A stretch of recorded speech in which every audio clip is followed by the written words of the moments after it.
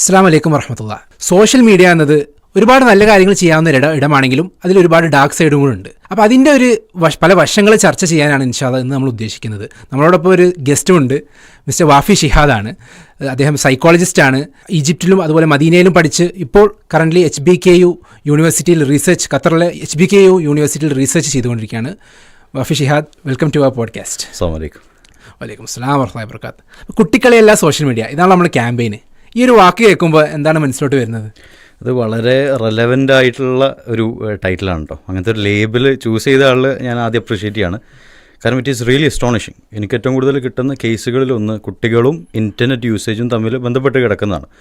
Internet addiction, അത് internet usage ഡിസോർഡറുകളൊക്കെ ഇപ്പോൾ സൈക്കോളജിയിൽ DSM-ലും ICD-ലും ഒക്കെ ആഡ് ചെയ്തിട്ടുള്ള ഒരു അവസ്ഥയിലാണ് നമ്മളിപ്പോൾ നിൽക്കുന്നത്.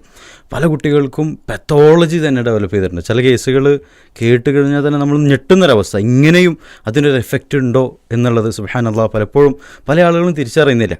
അതിൻ്റെ പ്രധാനപ്പെട്ട കാരണം എന്നുള്ളത് പാരൻസ് വിചാരിക്കുന്നത് ഈ സോഷ്യൽ മീഡിയ ഉപയോഗിക്കുന്നതും ഗെയിമുകൾ കളിക്കുന്നതൊക്കെ കുട്ടികളിയാണ് എന്നുള്ളതാണ്. കുട്ടികളാകുമ്പോൾ എന്താണ്, അത് കുറച്ച് ഉപയോഗിക്കണം, അതിനിപ്പോൾ കുറച്ച് കൂടുതൽ സമയം ഉപയോഗിച്ച് കഴിഞ്ഞാലും പ്രശ്നമൊന്നുമില്ല, അത് കുട്ടിക്കളിയാണ് എന്നുള്ള ആ ഒരു ബോധാവസ്ഥയിൽ നിന്നാണ് ശരിക്കും ഇതിൻ്റെ പെത്തോളജി തുടങ്ങുന്നത്. എൻ്റെ റൂട്ട് കോസ് ശരിക്കും ഇത് തന്നെയാണ്. അപ്പോൾ കുട്ടിക്കളിയല്ല എന്ന് നിങ്ങൾ ആളുകളിലേക്ക് അവബോധം കൊടുക്കുമ്പോൾ I think you are addressing the root of the problem very clearly. Okay, താങ്കൾ ഇപ്പോൾ ഈ പറഞ്ഞ പോലെ തന്നെ അതിൻ്റെ ഒരു ഗൗരവമാണ് ഇവിടെ സൂചിപ്പിച്ചത്. ഈ ഒരു മേഖലയിൽ ഇപ്പോൾ ഒരു കൗൺസിലറാണ്, അപ്പം പല കൗൺസിലിംഗ് കേസസും വന്നിട്ടുണ്ടാവില്ല. അപ്പം ഈ സോഷ്യൽ മീഡിയയെ ബന്ധപ്പെട്ടിട്ട് അണ്ടർ ഏജ് കുട്ടികളുടെ കേസസ് വന്നിട്ടുണ്ടാവില്ല. അപ്പോൾ അതിൽ നിങ്ങളുടെ എക്സ്പീരിയൻസിൽ എത്രത്തോളം അതിൻ്റെ ഒരു ഗൗരവം എന്താണ് എന്ന് മനസ്സിലാവണത്? അത് വളരെ ഗൗരവമുള്ള ഒരു വിഷയമാണ്. പലപ്പോഴും ഞാൻ ഒരു ഗ്യാപ്പ് കാണാറുണ്ട് പാരൻസും കുട്ടികളും തമ്മിൽ.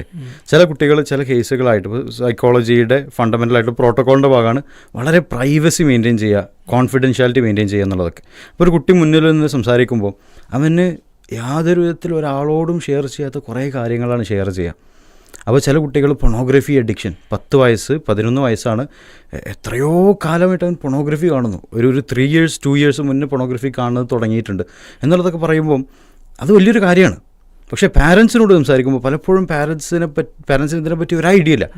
അവർ വിചാരിക്കുന്നത് എൻ്റെ മോൻ എന്താണ് മാഷാ അല്ലാഹ് മുത്തഖിയാണ്, മുഹ്സിനായിട്ടുള്ള മലക്ക് ജിബ്രീൽ മനുഷ്യരൂപത്തിൽ വന്നിട്ടുള്ള ആണ് എന്ന് വിചാരിക്കുന്ന ഒരു വളരെ ഒപ്റ്റിമിസ്റ്റിക് ഐഡിയലിസ്റ്റിക് പെർസ്പെക്റ്റീവ് കുട്ടികളെ പറ്റി പലപ്പോഴും ഉണ്ട് എന്നുള്ളതാണ്. അപ്പോൾ ഒരു ഗ്യാപ്പ് നമുക്ക് വളരെ കൃത്യമായിട്ട് കാണാൻ പറ്റുന്നുണ്ട്. പല കേസുകളും അത്ഭുതം തോന്നാറുണ്ട് അത് കണ്ടിട്ട്. ഇപ്പോൾ കഴിഞ്ഞ ദിവസം ഒരു സുഹൃത്തിനോട് പറഞ്ഞിരുന്നു, അവരുടെ ഒരു കുടുംബത്തിൽ വന്ന ഒരു കേസാണ്. അപ്പോൾ അവരുടെ ഒരു അണ്ടർ ഏജ് പെൺകുട്ടിയാണ്. അവർ ടെലിഗ്രാമിലൂടെ അവരുടെ നഗ്നചിത്രങ്ങൾ പങ്കുവെച്ച് കാശുണ്ടാക്കണമെന്നാണ്.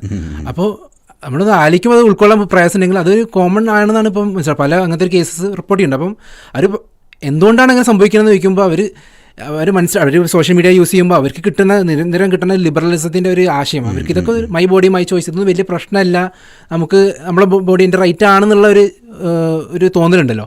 അത് ശരിക്കും ഒരാളെ ഇൻഫ്ലുവൻസ് ചെയ്യുന്നത്. നമ്മൾ സോഷ്യൽ മീഡിയയിൽ ഫിൽട്ടർ ഇല്ലാതാണ് പല കണ്ടന്റും കിട്ടുന്നത്.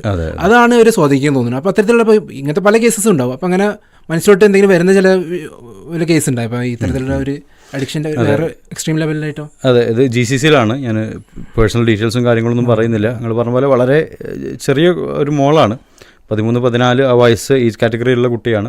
ആ കുട്ടിയും സിമിലർ ആയിട്ട് ബാക്കിയുള്ള ആളുകൾക്ക് നഗ്നമായിട്ടുള്ള ചിത്രങ്ങൾ അയക്കുന്നു, മോശമായിട്ട് ചാറ്റ് ചെയ്യുന്നു, അങ്ങനെ വളരെ മോശമായിട്ട് വൾഗറായിട്ടുള്ള രീതിയിൽ അവർ പോയിട്ടുണ്ട്. അത് മാത്രമല്ല അതിൽ ഗ്രൂമിങ് എന്നുള്ള സംഭവം കൂടി വരുന്നുണ്ട്. പലപ്പോഴും ചെറിയ കുട്ടികൾക്ക് അവർക്ക് ഈ സോഷ്യൽ റെഗുലേഷൻ വളരെ കുറവായിരിക്കും. ആരെ വിശ്വസിക്കണം ആരെ വിശ്വസിക്കരുതെന്നുള്ളതിനെ പറ്റി വലിയ ധാരണ ഉണ്ടാവില്ല. അതുകൊണ്ട് തന്നെ പ്രെഡറ്റേഴ്സ് ആയിട്ടുള്ള ആളുകൾ, ഞാൻ ചൈൽഡ് ലൈനിൽ വർക്ക് ചെയ്തിരുന്നു. ചൈൽഡ് ലൈനിൽ നമുക്ക് കുറേ കേസുകൾ ഇത് റിലേറ്റഡ് ആയിട്ട് വരും, ചൈൽഡ് അബ്യൂസ് കേസുകൾ വരും. അതിൽ കുട്ടികളോട് നമ്മൾ സംസാരിക്കുമ്പോൾ അവർക്ക് പലപ്പോഴും ആരെ ട്രസ്റ്റ് ചെയ്യണം ആരെ ട്രസ്റ്റ് ചെയ്യരുതെന്ന് അറിയില്ല. അതുകൊണ്ട് തന്നെ ആ ഒരു എലമെൻറ്റ് എക്സ്പ്ലോയിറ്റ് ചെയ്തുകൊണ്ട് കുറേ ആളുകൾ കുട്ടികളെ സെക്ഷുവലി എക്സ്പ്ലോയിറ്റ് ചെയ്യാൻ നടക്കുന്ന ആളുകളുണ്ട്. അതുപോലെ തന്നെ നമ്മൾ മനസ്സിലാക്കേണ്ട വേറൊരു കാര്യം, കുട്ടികൾക്ക് പലപ്പോഴും ഇപ്പോൾ പാരൻസ് പറയല്ലോ, ഇത് എന്തുകൊണ്ട് എൻ്റെ മോൾ ചെയ്തു, അവൻ മദ്രസയിൽ പോകുന്നുണ്ട്, അവൻ സ്കൂളിൽ പഠിക്കുന്നുണ്ട്, എന്തുകൊണ്ട് എൻ്റെ മകൻ അങ്ങനെ ഒരു അവസ്ഥയിലേക്ക് അല്ലെങ്കിൽ എൻ്റെ ഒരു മകൾ അങ്ങനെയുള്ള അവസ്ഥയിലേക്ക് പോയി എന്നുള്ള ചോദ്യം വളരെ പ്രസക്തമായിട്ടുള്ള ചോദ്യമാണ്. ശരിക്കും അങ്ങനെ കുറേ നേരം സോഷ്യൽ മീഡിയ ഉപയോഗിക്കുന്ന ഒരു കുട്ടിയെ വിളിച്ചിട്ട് മോളെ ഈ സോഷ്യൽ മീഡിയ ഉപയോഗിക്കരുതെന്ന് പറയുന്നത് യഥാർത്ഥത്തിൽ വളരെ വേഗതയിൽ കുതിച്ചോടുന്ന ബ്രേക്കില്ലാത്തൊരു കാറിലെ ഡ്രൈവറോട് കാറ് നിർത്താൻ പറയുന്ന പോലെയാണ്. കാരണം അത് അയാൾക്ക് നിർത്താൻ കഴിയില്ല. അതേപോലെ ഈ കുട്ടിക്ക് നിർത്താൻ കഴിയാത്തതിൻ്റെ കാരണം എന്താണെന്ന് വെച്ച് കഴിഞ്ഞാൽ അവരുടെ ബ്രെയിനിൽ ഫോർ ബ്രെയിനിൻ്റെ പ്രീ ഫ്രോണ്ടൽ കോർട്ടെക്സ് ഉണ്ട്. ഈ പ്രീ ഫ്രോണ്ടൽ കോർട്ടെക്സിൻ്റെ ഫംഗ്ഷൻ എന്ന് പറയുന്നത് അവരുടെ ഡിസിഷൻ മേക്കിംഗ് കപ്പാസിറ്റി, അവരുടെ rational thinking, critical analytic ability, അങ്ങനെ കുറേ എബിലിറ്റീസും അതുപോലെ തന്നെ വളരെ ക്രിട്ടിക്കലായിട്ട് കാര്യങ്ങൾ അനലൈസ് ചെയ്യാനുള്ള ഒരു ഫംഗ്ഷനാണ് പ്രീ ഫ്രോണ്ടൽ കോർട്ടെക്സ് യഥാർത്ഥത്തിൽ ചെയ്യുന്നത്. പക്ഷേ ഈ പ്രീ ഫ്രോണ്ടൽ കോർട്ടെക്സിൻ്റെ പ്രത്യേകത എന്ന് പറയുന്നത് അത് ഡെവലപ്പ് ചെയ്ത് ഒരു മെച്യൂർ അവസ്ഥയിലേക്ക് വരണമെന്നുണ്ടെങ്കിൽ ഒരു ഏർലി 20s 21 മുതൽ 25 വയസ്സ് വരെ ആകും എന്നുള്ളതാണ്. അപ്പോൾ ചെറുപ്രായത്തിലുള്ള കുട്ടികൾക്ക് ഇതിനെപ്പറ്റി ഒരു ധാരണയില്ല, അവർക്കത് മനസ്സിലാക്കാൻ പോലുമുള്ളൊരു കപ്പാസിറ്റി ഇല്ല. അങ്ങനത്തെ കുട്ടികൾക്ക് മുന്നിൽ ഇത് തുറന്നു കൊടുക്കുമ്പോൾ ശരിക്കും അവർ ഹറാമായിട്ടുള്ള വൾഗറായിട്ടുള്ള വളരെ അസ്നൈനായിട്ടുള്ള ഫാഹിഷത്തിലേക്കും ഫിത്നയിലേക്കും പോയിട്ടില്ലെങ്കിൽ ആസ് എ സൈക്കോളജിസ്റ്റ് ഞാൻ അത്ഭുതപ്പെടുള്ളൂ എന്നാണ് പറയുന്നത്. അതുകൊണ്ടാണ് ഇവിടെ നമ്മൾ ഈ ഒരു ക്യാമ്പയിൻ്റെ ഒരു പ്രസക്തി, നമ്മളിപ്പോൾ ഈ കുട്ടികളെല്ലാം സോഷ്യൽ മീഡിയ എന്ന് പറഞ്ഞതിൻ്റെ നമ്മൾ മുന്നോട്ട് വെക്കുന്ന ആശയം ഇതാണ്. ഇത് അണ്ടർ 16 ആയിട്ട് കുട്ടികളെ സോഷ്യൽ മീഡിയയിൽ ഒരു റെസ്ട്രിക്ഷൻ, ഒരു ബാനൊക്കെ കൊണ്ടുവരുന്നതാണ്. ഇപ്പോൾ നിലവിൽ ഓസ്ട്രേലിയയിൽ ഇത് കൊണ്ടുവന്നു, അല്ലെങ്കിൽ സക്സസ്ഫുൾ ആയിട്ട് അവർ ഇംപ്ലിമെൻറ്റ് ചെയ്ത് അണ്ടർ 16 അവർ ബാൻ ചെയ്തു. അതുപോലെ തന്നെ വേറെ പല UK പേര് ചർച്ച നടക്കുന്നുണ്ട്. ഇവൻ ഇന്ത്യയിൽ പോലും ഇപ്പം കർണാടകയിൽ അതിൻ്റെ ചർച്ച നടക്കുന്നുണ്ട്, അത് ആന്ധ്രാപ്രദേശിൽ നടക്കുന്നുണ്ട്. അപ്പോൾ കേരളത്തിലും ഇതുപോലെ ഈ വിഷയം കൊണ്ടുവരണമെന്നാണ് നമ്മൾ മുന്നോട്ട് വെക്കുന്നത്. അടുത്തൊരു ചോദ്യം ചോദിക്കാനുള്ളത്, ഇപ്പം ഒരു അഡിക്റ്റഡ് ആയെന്ന്, ഒരു സോഷ്യൽ മീഡിയ അഡിക്റ്റഡ് ആയെന്ന് അറിയാനുള്ള എന്താ നമുക്ക് ലക്ഷണം? എപ്പോഴാണ് നമുക്ക് പറയാം ഇവർ അഡിക്റ്റഡ് ആണ് എന്ന് പറയുന്നത്? പലർക്കും സംശയമാണ്. ഓൾറൈറ്റ്, ഈ ഇൻ്റർനെറ്റ് യൂസേജ് റിലേറ്റഡ് ആയിട്ട് കൗൺസിലിംഗ് വരുമ്പോൾ നമ്മൾ ആദ്യം ചോദിക്കുന്നൊരു ചോദ്യമുണ്ട്. ഇപ്പോൾ യൂസേജ് പലപ്പോഴും പല ആളുകൾക്കും വ്യത്യസ്ത രീതിയിലാണ്. അപ്പോൾ ഞങ്ങൾ യൂണിവേഴ്സിറ്റിയിൽ റിസർച്ച് ചെയ്യുമ്പം ചില ആളുകളുടെ യൂസേജ് 7 മണിക്കൂർ 8 മണിക്കൂറൊക്കെ ഡെയിലി എത്തുന്ന ആളുകളുണ്ട്. പക്ഷെ അത് അവരെ സംബന്ധിച്ചുള്ള ഡിസ്ട്രക്റ്റീവ് ആണെന്ന് ചോദിച്ചാൽ ഡിസ്ട്രക്റ്റീവ് അല്ല. ശരിക്കും അവർക്ക് ഓക്കെ, നമ്മൾ ജനറലി പറയും ഫോൺ ഉപയോഗത്തിന് കണ്ണിനെ എഫക്റ്റ് ചെയ്യും എന്നൊക്കെ പറയുന്നല്ലാതെ അതിൽ കൂടുതലുള്ള ഒരു ഡാമേജ് അവരുടെ ജീവിതത്തിൽ ഉണ്ടാവില്ല. കാരണം അവർ ഉപയോഗിക്കുന്നത് അക്കാഡമിക് പർപ്പസിനാണ്, പ്രൊഫഷണൽ കരിയർ പർപ്പസിനാണ്, എംപ്ലോയ്മെൻറ്റ് പർപ്പസിനാണ്. പക്ഷെ അതല്ലാതെ PSU എന്ന് പറയുന്ന സംഭവമുണ്ട്. PSU എന്ന് പറഞ്ഞാൽ പ്രോബ്ലമാറ്റിക് സ്മാർട്ട് ഫോൺ യൂസേജ്. ഈ പ്രോബ്ലമാറ്റിക് സ്മാർട്ട് ഫോൺ യൂസേജ് എന്ന് പറയുന്നത് പലപ്പോഴും കുട്ടികളിലാണ് നമ്മൾ കൂടുതൽ കാണുക. കാരണം കുട്ടികൾക്ക് എംപ്ലോയ്മെൻ്റ് ഇല്ല, അക്കാഡമിക് പ്രൊഫഷണൽ ആവശ്യങ്ങൾക്കല്ല അവർ പലപ്പോഴും സോഷ്യൽ മീഡിയ ഉപയോഗിക്കുക. അപ്പോൾ ഇനി ഒരു കുട്ടിയുടെ സോഷ്യൽ മീഡിയ ഉപയോഗം, ഇൻ്റർനെറ്റ് ഉപയോഗം പ്രോബ്ലമാറ്റിക് ആയിട്ടുള്ള അവസ്ഥയിലേക്ക് എത്തിയിട്ടുണ്ടോ എന്ന് നോക്കാൻ വേണ്ടിയിട്ട് ചില സിംറ്റംസ് നമുക്ക് കാണാൻ പറ്റും. ഇപ്പോൾ ഇൻ്റർനെറ്റ് റിലേറ്റഡ് ആയിട്ടുള്ള ഡിസോർഡർ ICD എന്ന് പറയുന്നത് ഇൻ്റർനാഷണൽ ക്ലാസിഫിക്കേഷൻ ഓഫ് ഡിസോർഡേഴ്സ്. ഒരു ഡോക്ടറെ അടുത്ത് പോയി കഴിഞ്ഞാൽ അവരുടെ അടുത്തൊരു ഒരു പുസ്തകം പോലെയുള്ള സാധനമാണ്, ഒരു കാറ്റലോഗ് പോലെയുള്ള സാധനമാണ്. അത് ഒരാൾക്ക് ആ ഒരു രോഗമുണ്ട്, ഒരു ഡിസോർഡർ ഉണ്ട് നോക്കണമെങ്കിൽ അതിൻ്റെ സിംറ്റംസ് നോക്കിയിട്ടാണ് നമ്മളത് പറയാം. റൈറ്റ്, ഇത്ര സിംറ്റം ഉണ്ടെങ്കിൽ ഇദ്ദേഹത്തിന് ഇന്ന ഡിസോർഡർ ഉണ്ടാകും. സൈക്കോളജിയിൽ diagnostic and statistical manner of psychology എന്ന് പറഞ്ഞ കാറ്റലോഗ് ഉണ്ട്, നിങ്ങൾ കേട്ടിട്ടുണ്ടാവും, DSM അല്ലേ. അപ്പം അതിൽ പ്രധാനപ്പെട്ട നമ്മൾ നോക്കേണ്ടത് വിത്ഡ്രോവൽ സിംറ്റംസ് ഉണ്ടോ എന്നുള്ളതാണ്. എന്താണ് വിത്ഡ്രോവൽ സിംറ്റംസ് എന്ന് പറഞ്ഞു കഴിഞ്ഞാൽ കുട്ടിയുടെ അടുത്ത് ഫോൺ വാങ്ങുമ്പം അവന് ഭയങ്കര ഹൈപ്പർ ആവുകയാണ്, ഭയങ്കര അഗ്രസീവ് ആവുകയാണ്, ഭയങ്കര ഇമ്പൾസീവ് ആവുകയാണ്, വീട്ടിൽ ഭയങ്കര പ്രശ്നം ഉണ്ടാക്കുകയാണ്, ഡോർ അടച്ച് പൊട്ടിക്കുന്നു, ഗ്ലാസ് എറിയുന്നു, ഉമ്മാനും ഉപ്പാനും ഭയങ്കര ചീത്ത പറയുന്നു. അത് കുറേ കഴിഞ്ഞ് കഴിഞ്ഞാൽ എന്താണ്, അവന് ഒന്ന് സാവധാനമായി വന്നതിന് ശേഷം അവന് തന്നെ മനസ്സിലാവില്ല ഞാൻ എന്തിനാണ് ഇങ്ങനെ റിയാക്ട് ചെയ്തതെന്നുള്ളത്. ചിലപ്പോൾ മനസ്സിൽ റിഗ്രറ്റ് ഒക്കെ ഉണ്ടാകും. അപ്പോൾ അങ്ങനെ ഹൈപ്പർ ആയിട്ടുള്ളൊരു റിയാക്ഷൻ കുട്ടിയുടെ ഭാഗത്തുനിന്ന് വരുന്നുണ്ടെങ്കിൽ it definitely is A very critical red flag ആണ്. അതൊന്നാമത്തെ കാര്യം. രണ്ടാമത്തെ കാര്യം, ഫോൺ ഉപയോഗിക്കുന്ന സമയത്ത് മാത്രമാണ് അവന് സന്തോഷം ഉണ്ടാവുള്ളൂ. അത് സമയത്ത് മാത്രം സന്തോഷം, അവന് ഹാപ്പി ആയിട്ട്, പലപ്പോഴും പാരൻസിന് കുട്ടി ഹാപ്പി ആയിട്ട് ഇരിക്കുന്നത് കാണാൻ ഭയങ്കര രസമാണ് അല്ലേ. അപ്പം കുട്ടിക്ക് ഫോൺ കൊടുക്കുന്ന സമയത്ത് മാത്രമായിരിക്കും ഹാപ്പിനെസ് കാണാൻ പറ്റുക. അത് എടുത്ത് മാറ്റിക്കഴിഞ്ഞാൽ ഗ്ലൂമി ആയിരിക്കും, ഡാർക്കായിട്ട് ഭയങ്കര ഗ്രേ ആയിട്ടൊരു ഫേസ് ആയിരിക്കും, ഡിപ്രസ്ഡ് ആയ പോലെ ആയിരിക്കും, അവനോട് സംസാരിക്കാൻ അവന് വേറെ ഒന്നിലും ഒരു ഇൻട്രസ്റ്റ് ഉണ്ടാവില്ല. അതിൻ്റെ കാരണം എന്ന് പറയുന്നത് അവൻ്റെ ബ്രെയിനിലെ ഡോപ്പമിൻ സിസ്റ്റം ഉണ്ട്, നമുക്ക് എല്ലാവർക്കും അറിയുന്നതാണ്. എന്നാലും ഞാൻ പറയാം, ഡോപ്പമിൻ എന്ന് പറയുന്നത് ഒരു പ്ലഷർ ഹോർമോണാണ്. റൈറ്റ്, അപ്പം അവൻ്റെ ബ്രെയിനിൽ ഇത് ഉപയോഗിക്കുമ്പോൾ ആർട്ടിഫിഷ്യൽ സ്റ്റിമുലേഷൻ ഓഫ് ഡോപ്പമിൻ ഉണ്ടാകുന്നു. അത് ഭയങ്കര രീതിയിൽ അത് റിലീസാവാണ്. ബ്രെയിനിൽ സിനാറ്റിക് ക്ലെഫ്റ്റിൻ്റെ അവിടെ, ന്യൂറോൺസിൻ്റെ സിനാറ്റിക് ക്ലെഫ്റ്റിൻ്റെ അവിടെ ശരിക്കും ഈ ഡോപ്പമിൻ റിസപ്റ്റേഴ്സ് ഉണ്ട്. ഭയങ്കര രീതിയിൽ ഈ ഡോപ്പമിൻ്റെ ഔട്ട്ഫ്ലോ ഉണ്ടാകുമ്പോൾ റിസപ്റ്റേഴ്സിനെ ബാധിക്കുന്നു. അങ്ങനെ അവന് ഒരു ഡീസെൻസിറ്റൈസേഷൻ എന്നുള്ള പ്രോസസ്സിലൂടെ കടന്നു പോകുന്നു. എന്താണ് ഈ ഡീസെൻസിറ്റൈസേഷൻ എന്ന് പറഞ്ഞു കഴിഞ്ഞാൽ, അതായത് കുറേ സമയം സോഷ്യൽ മീഡിയ ഉപയോഗിച്ചിട്ട് അതിൻ്റെ ഡോപ്പമിൻ ബ്രെയിനിൽ കുറേ വന്നിട്ട് അവന് കിട്ടുന്ന ഒരു ആർട്ടിഫിഷ്യൽ ലെവൽ ഓഫ് പ്ലഷർ ഉണ്ടല്ലോ, അത് വേറെ ഒന്നിലും ചെയ്താൽ കിട്ടില്ല. ഫുട്ബോൾ കളിക്കുമ്പോൾ കിട്ടൂല, അവന് കളറിങ് ഇഷ്ടമാണെങ്കിൽ അതിൽ കിട്ടൂല, വേറെ ഫ്രണ്ട്സിൻ്റെ കൂടെ പുറത്തു നിന്ന് കുട്ടികളൊക്കെ ഉണ്ടാവും, അവർക്ക് കിട്ടൂല. അപ്പോൾ നമുക്ക് പാരൻസിന് ഇത് കൃത്യമായിട്ട് കാണാൻ പറ്റും. എന്താണ് കാണാൻ പറ്റുക, അവന് ആദ്യമേ എൻജോയ് ചെയ്തിരുന്ന കുറേ ഹോബീസ് ഉണ്ടായിരിക്കും. ഫുട്ബോൾ കളിയായിരിക്കാം, ക്രിക്കറ്റ് കളിയായിരിക്കാം, ഫ്രണ്ട്സിൻ്റെ കൂടെ പുറത്തു പോകുന്നതായിരിക്കാം, അല്ലെങ്കിൽ ജനറലി കുട്ടികൾ ചെയ്യുന്ന കാര്യങ്ങളുണ്ടല്ലോ. അപ്പം കുട്ടികൾ കുക്കിംഗ് ഇഷ്ടപ്പെടുന്ന കുറേ കുട്ടികളുണ്ട്. അപ്പം അതിൽ നിന്നൊക്കെ ശ്രദ്ധ ഇങ്ങനെ മാറി മാറി മാറി അവരുടെ മുഴുവൻ ശ്രദ്ധ കേന്ദ്രീകരിക്കപ്പെടുന്നത് ഗെയിമിലോ അല്ലെങ്കിൽ സോഷ്യൽ മീഡിയയിലോ ആണെങ്കിൽ അതും വളരെ കൃത്യമായിട്ടൊരു വിഡ്രോൾ സിംറ്റമാണ്. ജനറലി പാരൻസിന് ക്ലിയർ ആയിട്ട് ഇതൊക്കെ ഒബ്സർവ് ചെയ്യാൻ പറ്റുന്ന കാര്യങ്ങളുമാണ്. ഞാൻ അതാണ് കുട്ടി ഇനിയിപ്പം ചോദിക്കാൻ വിചാരിച്ച കാര്യമാണ്, അത് മാനസികാരോഗ്യത്തിന് എങ്ങനെ ബാധിക്കുന്നു, അതുപോലെ തന്നെ ഒരു അറ്റൻഷൻ സ്പാനിനെ എങ്ങനെയാണ് ഈ ഒരു സോഷ്യൽ മീഡിയ യൂസേജ് ബാധിക്കുന്നത്. ഇപ്പം ചില സൂചനകൾ നൽകി, എന്നാലും കുറച്ചും കൂടെ ഒന്ന് എക്സ്പാൻഡ് ചെയ്യുകയാണെങ്കിൽ. അതെ, ഇതിൽ ഒന്നാമത് പറയാനുള്ളത് ഈ ഷോർട്ട് ടേം അറ്റൻഷൻ സ്പാൻ ഉണ്ടല്ലോ, അത് നല്ല രീതിയിൽ ഡിസ്ട്രോയ് ചെയ്യപ്പെടുന്നൊരവസ്ഥ. അത് ഭയങ്കര ഇൻട്രസ്റ്റിംഗ് ആണ്. ഇത് റിലേറ്റഡ് ആയിട്ടുള്ള റിസർച്ച് എല്ലാ സോഷ്യൽ മീഡിയ പ്ലാറ്റ്ഫോംസിലുള്ളതാണ് ഷോർട്ട് ഫോം കോണ്ടൻറ്റ് എന്ന് പറയുന്നത്. അത് ഇൻസ്റ്റഗ്രാമിലാണെങ്കിൽ റീൽസ് എന്ന് പറയുന്നു, ടിക്ടോക്ക് വീഡിയോസ് എന്ന് പറയുന്നു, യൂട്യൂബിൽ ഷോർട്സ് എന്നാണ് അതിന് പറയാം. അങ്ങനെ വളരെ ഷോർട്ട് ഫോം ആയിട്ടുള്ള വീഡിയോ കണ്ടൻറ്റ് 30 സെക്കൻഡ് മുതൽ 1.5 മിനിറ്റ് വരെയാണ് ഇതിൻ്റെ ടൈം ഡ്യൂറേഷൻ. ശരിക്കും എല്ലാ പ്ലാറ്റ്ഫോംസിലും പെട്ടെന്നാണ് ഇത് വന്നത്, നിങ്ങൾ നോട്ടീസ് ചെയ്തിട്ടുണ്ടാകും, റൈറ്റ്? അപ്പോൾ അതിൻ്റെ ബാക്കിൽ വലിയ റീസർച്ചാണ് നടക്കുന്നത്. വളരെ അജണ്ടവൽക്കരിച്ചുകൊണ്ട് തന്നെ വർക്ക് ചെയ്യാണ്. കാരണം എത്രത്തോളമാണ് ഒരാൾ അവരുടെ ശ്രദ്ധ സോഷ്യൽ മീഡിയയിൽ കേന്ദ്രീകരിക്കുന്നത്, അത്രത്തോളം ശരിക്കും അവർക്ക് എന്താണ് ഒരു ഫിനാൻഷ്യൽ ഔട്ട്കം ഉണ്ട്. അതുകൊണ്ടാണ് അവർ ഇത്ര കൂടുതൽ റിസർച്ച് ചെയ്തിട്ട് ചെയ്യുന്നത്. ഇനി ഈ ഷോർട്ട് ഫോം കോണ്ടന്റിന് കുറേ പ്രശ്നങ്ങളുണ്ട്. Short form content along with endless scrolling ആണ്, എൻലെസ് ആയിട്ടുള്ള സ്ക്രോളിംഗ്. അപ്പോൾ ഞാൻ ന്യൂസ് വായിക്കുന്ന ഒരു ആപ്ലിക്കേഷൻ ഉണ്ട്, റൈറ്റ്, ഇൻ ഷോർട്ട് എന്ന് പറഞ്ഞിട്ട്. അതിൽ നമ്മൾ കുറേ ന്യൂസ് വായിച്ച് അടിയിലെത്തി കഴിഞ്ഞാൽ you are updated for the day എന്ന് പറയും. ഇന്നത്തെയുള്ള ന്യൂസൊക്കെ പറഞ്ഞു കഴിഞ്ഞു, ഇനി പ്രത്യേകിച്ച് ഒന്നും ആഡ് ചെയ്യാനില്ല എന്നുള്ള രീതിയിലാണ് അവർ. പക്ഷേ ഇൻസ്റ്റഗ്രാമിൽ അങ്ങനെ കാണാൻ പറ്റില്ല. അത് രാവിലെ ഇങ്ങനെ തോണ്ടാൻ തുടങ്ങി കഴിഞ്ഞാൽ ഇഷായി കഴിഞ്ഞാലും എക്സാക്ട്ലി ഡൂം സ്ക്രോളിങ്, അതുവരെ സ്ക്രോൾ ചെയ്യാനുള്ള ബില്യൺ കണക്കിന് കണ്ടൻറ്റുകൾ അതിലുണ്ട്.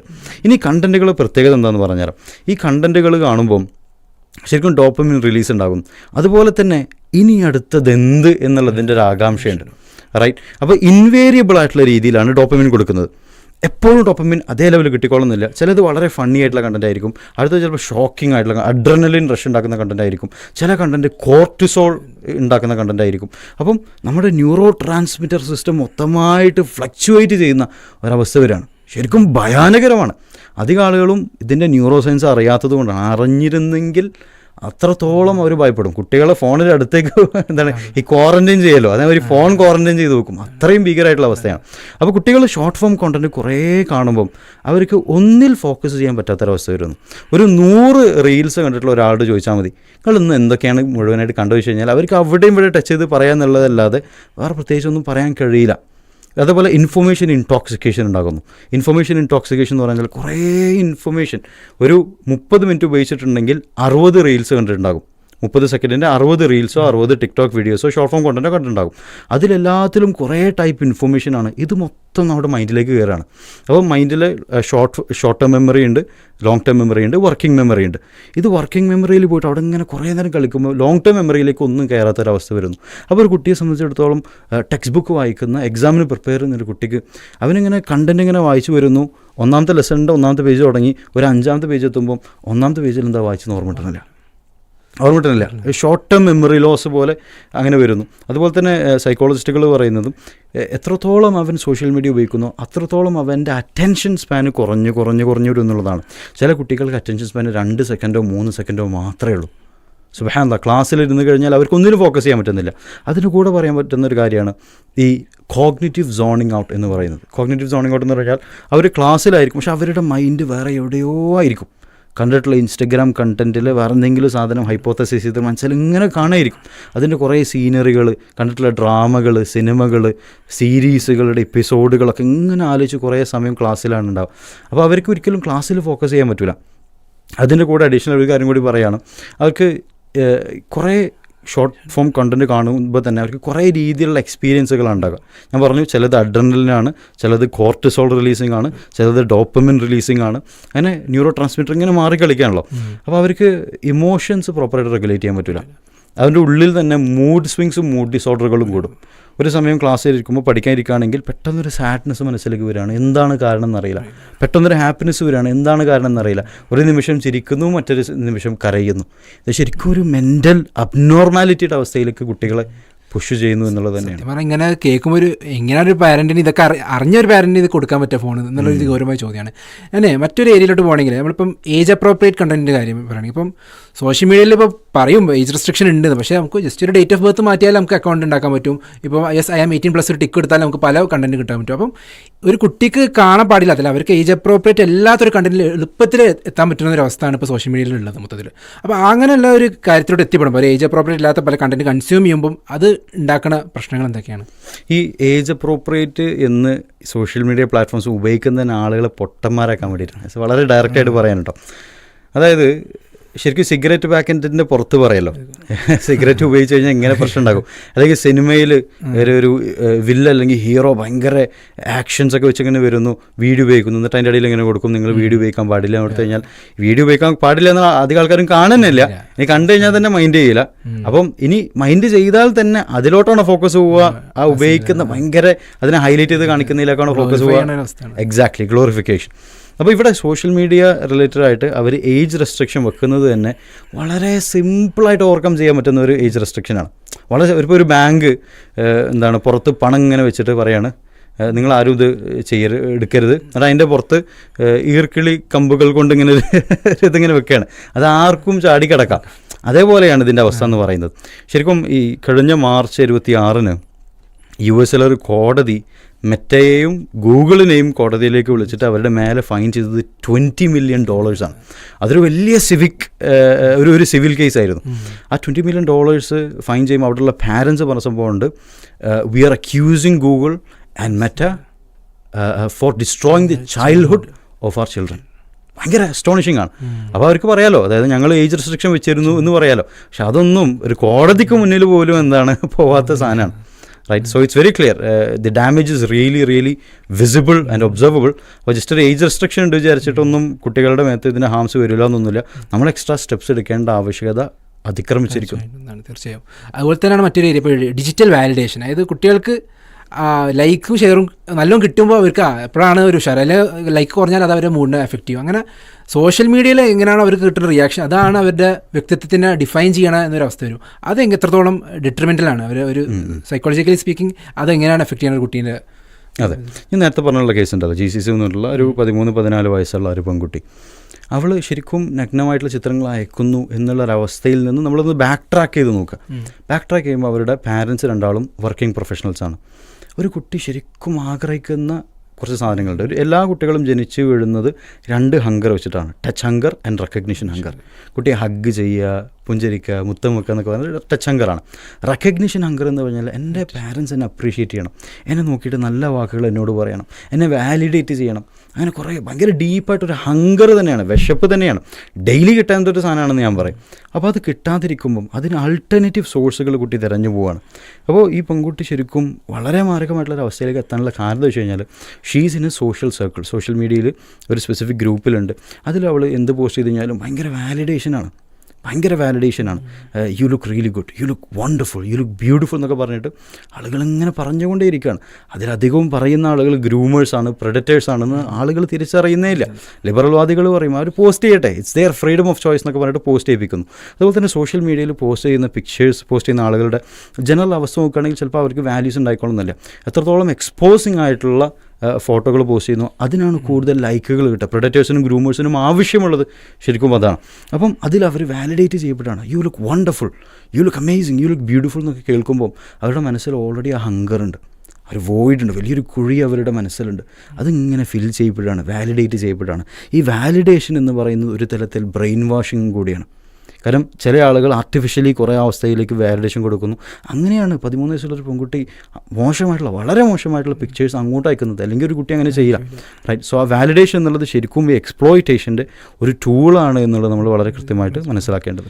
ഇപ്പോൾ പല ഏരിയാസ് പറഞ്ഞല്ലോ, അപ്പോൾ ഇതൊരു പ്രത്യക്ഷമായിട്ട് നമ്മൾ അഡിക്ഷനിലോട്ട് എത്തുമ്പോൾ കുട്ടികൾ കാണുന്ന ചില സ്വഭാവങ്ങൾ പറഞ്ഞു. ഇനി അങ്ങനെ പുറമേക്ക് കാണൂല, എന്നാലും ചിലപ്പോൾ സംഭവിക്കുന്ന ചില സ്വഭാവത്തിൽ അല്ലെങ്കിൽ വ്യക്തിപരമായിട്ട് ഒരു സോഷ്യൽ മീഡിയയിലോട്ട് അഡിക്റ്റ് ആയി കുട്ടികൾക്ക് സംഭവിക്കുന്ന ചില പരിണാമങ്ങൾ എന്താണുള്ളത്? അതായത് പുറമേക്ക് കാണൂല, എന്നാലോ ഉള്ളിൽ നടക്കുന്നുണ്ട്, പാരൻസ് അറിയാതെ പോകുന്ന ചില കാര്യങ്ങളുണ്ടാവും. അതെ, അതിന് ഇപ്പോൾ നമ്മൾ സിംറ്റംസ് നോക്കുകയാണെന്നുണ്ടെങ്കിൽ എക്സ്പ്ലിസിറ്റ് സിംറ്റമും ഉണ്ട്, ഇംപ്ലിസിറ്റ് സിംറ്റമും ഉണ്ട്.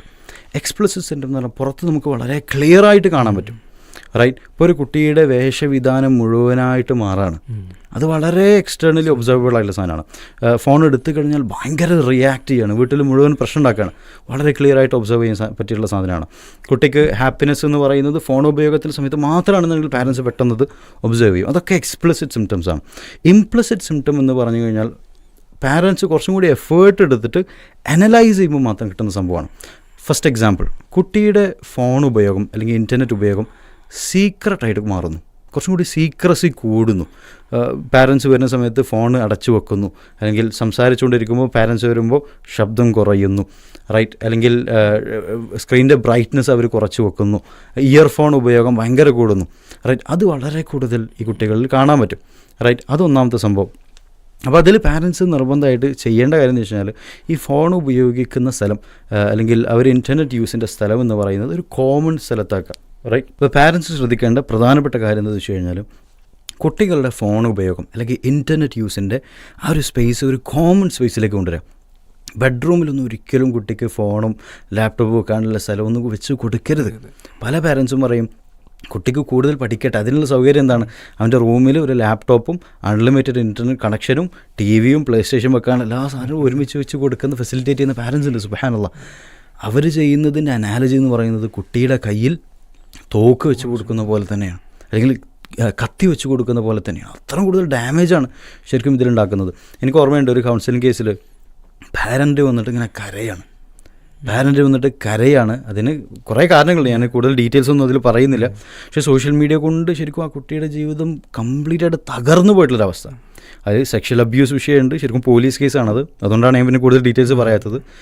അതിൽ പാരൻ്റ് വന്നിട്ട് കരയുന്നത്, അന്ന് 10ാം ക്ലാസ്സിൽ ഫുൾ മാർക്ക് കിട്ടിയപ്പം അവൾക്കൊരു ഐഫോൺ വാങ്ങി കൊടുത്തിരുന്നു. അതും ഭയങ്കര സാമ്പത്തിക ബുദ്ധിമുട്ടുള്ള സമയമാണ്. ഐഫോൺ വാങ്ങിക്കൊടുത്ത് സ്നേഹം കൊണ്ട് ചെയ്തതാണ്. അതിനുശേഷം അവർക്ക് ഒരു ആപ്പിളിൻ്റെ മാക്ക് വാങ്ങിക്കൊടുക്കുന്നു, ഐപാഡ് വാങ്ങിക്കൊടുക്കുന്നു. ശരിക്കും ഇത് ഞാൻ ചെയ്യുമ്പോൾ അവളുടെ കയ്യിൽ കത്തിയും തോക്കും വാങ്ങിക്കൊടുക്കുന്ന പോലെ ആയിരുന്നു എന്നുള്ള തോട്ട് എനിക്ക് അന്ന് വന്നിരുന്നെങ്കിൽ ഞാനത് ചെയ്യില്ലായിരുന്നു. എൻ്റെ കുട്ടിയെ ഞാനാണ് ഇത്ര മോശം അവസ്ഥയിലെത്തിച്ചതെന്ന് ആലോചിച്ച് ഡിസപ്പോയിൻമെൻറ്റ് ഡിപ്രഷൻ അടിച്ച് നടക്കുന്ന കുറേ പാരൻസ് ഉണ്ട്. അത് കൗൺസിലിംഗ് കേസിൽ നമ്മൾ മുഴുവനായിട്ട് കാണും. സമൂഹത്തിൽ പുറമേ നോക്കും, നമ്മൾ കണ്ടുകൊള്ളണമെന്നില്ല. അപ്പോൾ ഭയങ്കര അസ്റ്റോണിഷിംഗ് ആയിട്ടുള്ളൊരു കാര്യമാണ്. അപ്പോൾ ഇംപ്ലിസിറ്റ് സിംറ്റം ഒന്നാമത് പറയാനുള്ളത് ഫോൺ ഉപയോഗത്തിൽ സീക്രസി വളരെ കൂടുന്നു. രണ്ടാമത് കുട്ടി ഇൻഡയറക്റ്റ്ലി പറയാൻ തുടങ്ങും, എനിക്ക് ഇതിൽ ശ്രദ്ധ കിട്ടുന്നില്ല, പഠനത്തിൽ ശ്രദ്ധ കിട്ടുന്നില്ല, റൈറ്റ്. എൻ്റെ എക്സാമിൽ എനിക്ക് ശ്രദ്ധ കിട്ടുന്നില്ല. എക്സാമിൽ ആൻസർ എഴുതിക്കൊണ്ടിരിക്കുമ്പോൾ ആൻസർ നടുവിൽ കട്ടാവാണ്. അടുത്തത് വരുന്നത് ബ്രെയിനിന് അത് ഫങ്ഷൻ ചെയ്യാൻ പറ്റുന്നില്ല, അത് കാണാൻ പറ്റും. മൂന്നാമത്തത് കുട്ടി ഉറങ്ങുന്ന സമയം പലപ്പോഴും ലേറ്റായിട്ടായിരിക്കും ഉറങ്ങുക. ഡോറിൻ്റെ പുറത്തിങ്ങനെ രാത്രി എണീറ്റ് കഴിഞ്ഞ് നോക്കുകയാണെങ്കിൽ അവൻ്റെ റൂമിൽ ലൈറ്റ് ഉണ്ടാകും. പൊത്തിൻ്റെ ഉള്ളിലാണെങ്കിൽ പൊത്തിൻ്റെ പുറത്ത് ലൈറ്റ് ഇങ്ങനെ കാണാൻ പറ്റും, റൈറ്റ്. അപ്പോൾ അങ്ങനെയുള്ള ഇംപ്ലിസിറ്റ് സിംറ്റംസ് ഉണ്ട്. അപ്പോൾ പാരൻസ് വളരെ കൂടുതൽ അവെയർ ആയിരിക്കേണ്ട സംഭവമാണ്. എക്സ്പ്ലിസിറ്റ് ആയിട്ടുള്ള കാര്യങ്ങൾ നോക്കണം, ഇംപ്ലിസിറ്റ് ആയിട്ട് നോക്കണം. നിങ്ങളൊന്ന് സെർച്ച് ഔട്ട് ചെയ്ത് കഴിഞ്ഞാൽ തന്നെ കുറച്ചും കൂടി ഡീപ്പായിട്ട് കിട്ടും. നമ്മൾ ഇൻഷാ അല്ലാഹ് ഖാഫ് അക്കാഡമിയിൽ we having a course, specific course ഇത് ചെയ്യാൻ പ്ലാൻ ചെയ്യുന്നുണ്ട്. അതായത് എക്സ്പ്ലിസിറ്റ് സിംറ്റം മുഴുവനായിട്ട് പാരൻസിനെ കൂടി ട്രെയിൻ ചെയ്യിപ്പിക്കുക, ഇംപ്ലിസിറ്റ് സിംറ്റം മനസ്സിലാക്കാനും ഒബ്സർവ് ചെയ്യാനും ട്രെയിൻ ചെയ്യിപ്പിക്കുക എന്നുള്ളത്. അത് ട്രെയിനിങ്ങിലൂടെ ശരിക്കും നേടാൻ പറ്റുന്ന ഒരു സ്കിൽ സെറ്റാണ്. അങ്ങനെ ഒബ്സർവ് ചെയ്തിട്ട് എൻ്റെ കുട്ടിക്ക് പ്രശ്നമുണ്ടോ ഇല്ലേ എന്നുള്ളത് തീരുമാനിക്കുക ഇൻഷാ അല്ലാഹ്. ഇതിലൊരു പാരൻ്റെ ഒരു വിഷമം പറഞ്ഞല്ലോ. അപ്പോൾ കൂട്ടിച്ചേർക്കാനുള്ളത്, അപ്പോൾ പാരൻസ് പൊതുവെ മക്കളോട് ചിലർ ഉപദേശിക്കുന്നുണ്ടാവും കുട്ടികളോട് ഫോൺ യൂസ് ചെയ്യരുത്. പക്ഷേ അവരതേ സമയത്ത് ഫോൺ നല്ല യൂസ് ചെയ്യുന്ന ആൾക്കാരായിരിക്കും, അവരത് ജീവിതത്തിൽ പ്രവർത്തിക്കേക്കില്ല. അപ്പം അത് കാണുന്ന ഒരാൾക്ക് എങ്ങനെയാണ് അത് എങ്ങനെ ബാധിക്കുന്നത്? കുട്ടികൾ ഫോൺ യൂസേജ്, പാരൻസിൻ്റെ ഫോൺ യൂസേജ് എങ്ങനെ കുട്ടികളെ ബാധിക്കും? ഡയറക്റ്റ്ലി ബാധിക്കും എന്നുള്ളതാണ്. പലപ്പോഴും പല വീടുകളിലും പാരൻസ് കുട്ടികളായിട്ട് വരും, അവന് ഫോൺ ഉപയോഗം കൂടുതലാണ്, അവന് ഞാൻ പറഞ്ഞത് കേൾക്കണില്ല, ഫോൺ എടുത്തു കഴിഞ്ഞാൽ ഭയങ്കര പ്രശ്നമാണെന്നൊക്കെ പറയുമ്പം പാരൻസിൻ്റെ സ്ക്രീൻ ടൈം നോക്കുകയാണെങ്കിൽ ചിലപ്പോൾ ഫോണിൽ 7 മണിക്കൂറോ 9 മണിക്കൂറൊക്കെ ആയിരിക്കും ഉണ്ടാവുക. ജോലി കഴിഞ്ഞ് നിന്ന് വീട്ടിൽ സോഫ ഇരുന്നിട്ട് ഇങ്ങനെ ടി വി കാണുകയാണ്, ചാനൽ മാറ്റി ഇങ്ങനെ കാണുകയാണ്, സീരീസ് കാണുകയാണ്, അല്ലെങ്കിൽ ഫോണിൽ സോഷ്യൽ മീഡിയ ഇങ്ങനെ ഉപയോഗിച്ചുകൊണ്ടിരിക്കുകയാണ്, അതിൽ എൻ്റർടൈൻമെൻറ്റ് കണ്ടൻറ്റ് ഇങ്ങനെ കൺസ്യൂം ചെയ്യുകയാണ്. അപ്പോൾ അങ്ങനെ ബാലൻസ് ചെയ്യുകയാണെങ്കിൽ കുട്ടി കാണുന്നത് അതാണ്, കുട്ടി അത് കാണുന്നു. കുട്ടിയെ സംബന്ധിച്ചിടത്തോളം ലേണിംഗ് വ്യത്യസ്ത ടൈപ്പിലാണ്, വ്യത്യസ്ത ഫോർമാറ്റിലാണ്, വ്യത്യസ്ത മൊഡാലിറ്റികളിലാണ് നടക്കുക. അതിൽ സൈക്കോളജി പറയുന്നത് കുട്ടികൾ ഏറ്റവും കൂടുതൽ പഠിക്കുന്നത് it is through observational learning. Observe ചെയ്യുകയാണ് ചെയ്യുക. അതിലുള്ള അടിയിലുള്ള 2 എലമെൻ്റാണ് മോഡലിംഗ്, ഇമിറ്റേറ്റിംഗ്. അവർ കാണുന്ന ബിഹേവിയറിനെ മോഡൽ ചെയ്യാൻ ശ്രമിക്കുകയാണ് ചെയ്യുക, റൈറ്റ്. ഇമിറ്റേറ്റ് ചെയ്യാൻ ശ്രമിക്കുകയാണ് ചെയ്യുക. ഞാൻ ഒരു സ്കൂളിൽ അക്കാഡമിക് കൗൺസിലറായിട്ടുണ്ടായിരുന്നു. അപ്പോൾ അതിൽ ഒരു കുട്ടിയുടെ ബിഹേവിയർ വളരെ മോശമായിട്ട് ക്ലാസ്സിൽ വരുമ്പോൾ ആ കുട്ടിയുടെ ബിഹേവിയർ ഇങ്ങനെ തന്നെ ഒരു വളരെ സ്പെസിഫിക് ടൈപ്പ് ഓഫ് ബിഹേവിയറാണ്, അബ്നോർമലായിട്ടുള്ള ബിഹേവിയർ. സോഷ്യലി കുറച്ചും കൂടി മോശമായിട്ടെന്ന് വേണമെങ്കിൽ നമുക്ക് പറയാം. അവൻ്റെ സംസാര രീതിയൊക്കെ മോശമാവും. ഞാൻ മനസ്സിൽ പ്രൊഡിക്റ്റ് ചെയ്തിരുന്നു പ്രോബബ്ലി ഒരു 90% അവൻ്റെ വീട്ടിൽ അവൻ്റെ ഉപ്പയോ ഉമ്മയോ പെരുമാറുന്ന ഈ തരത്തിലായിരിക്കും എന്നുള്ളത്.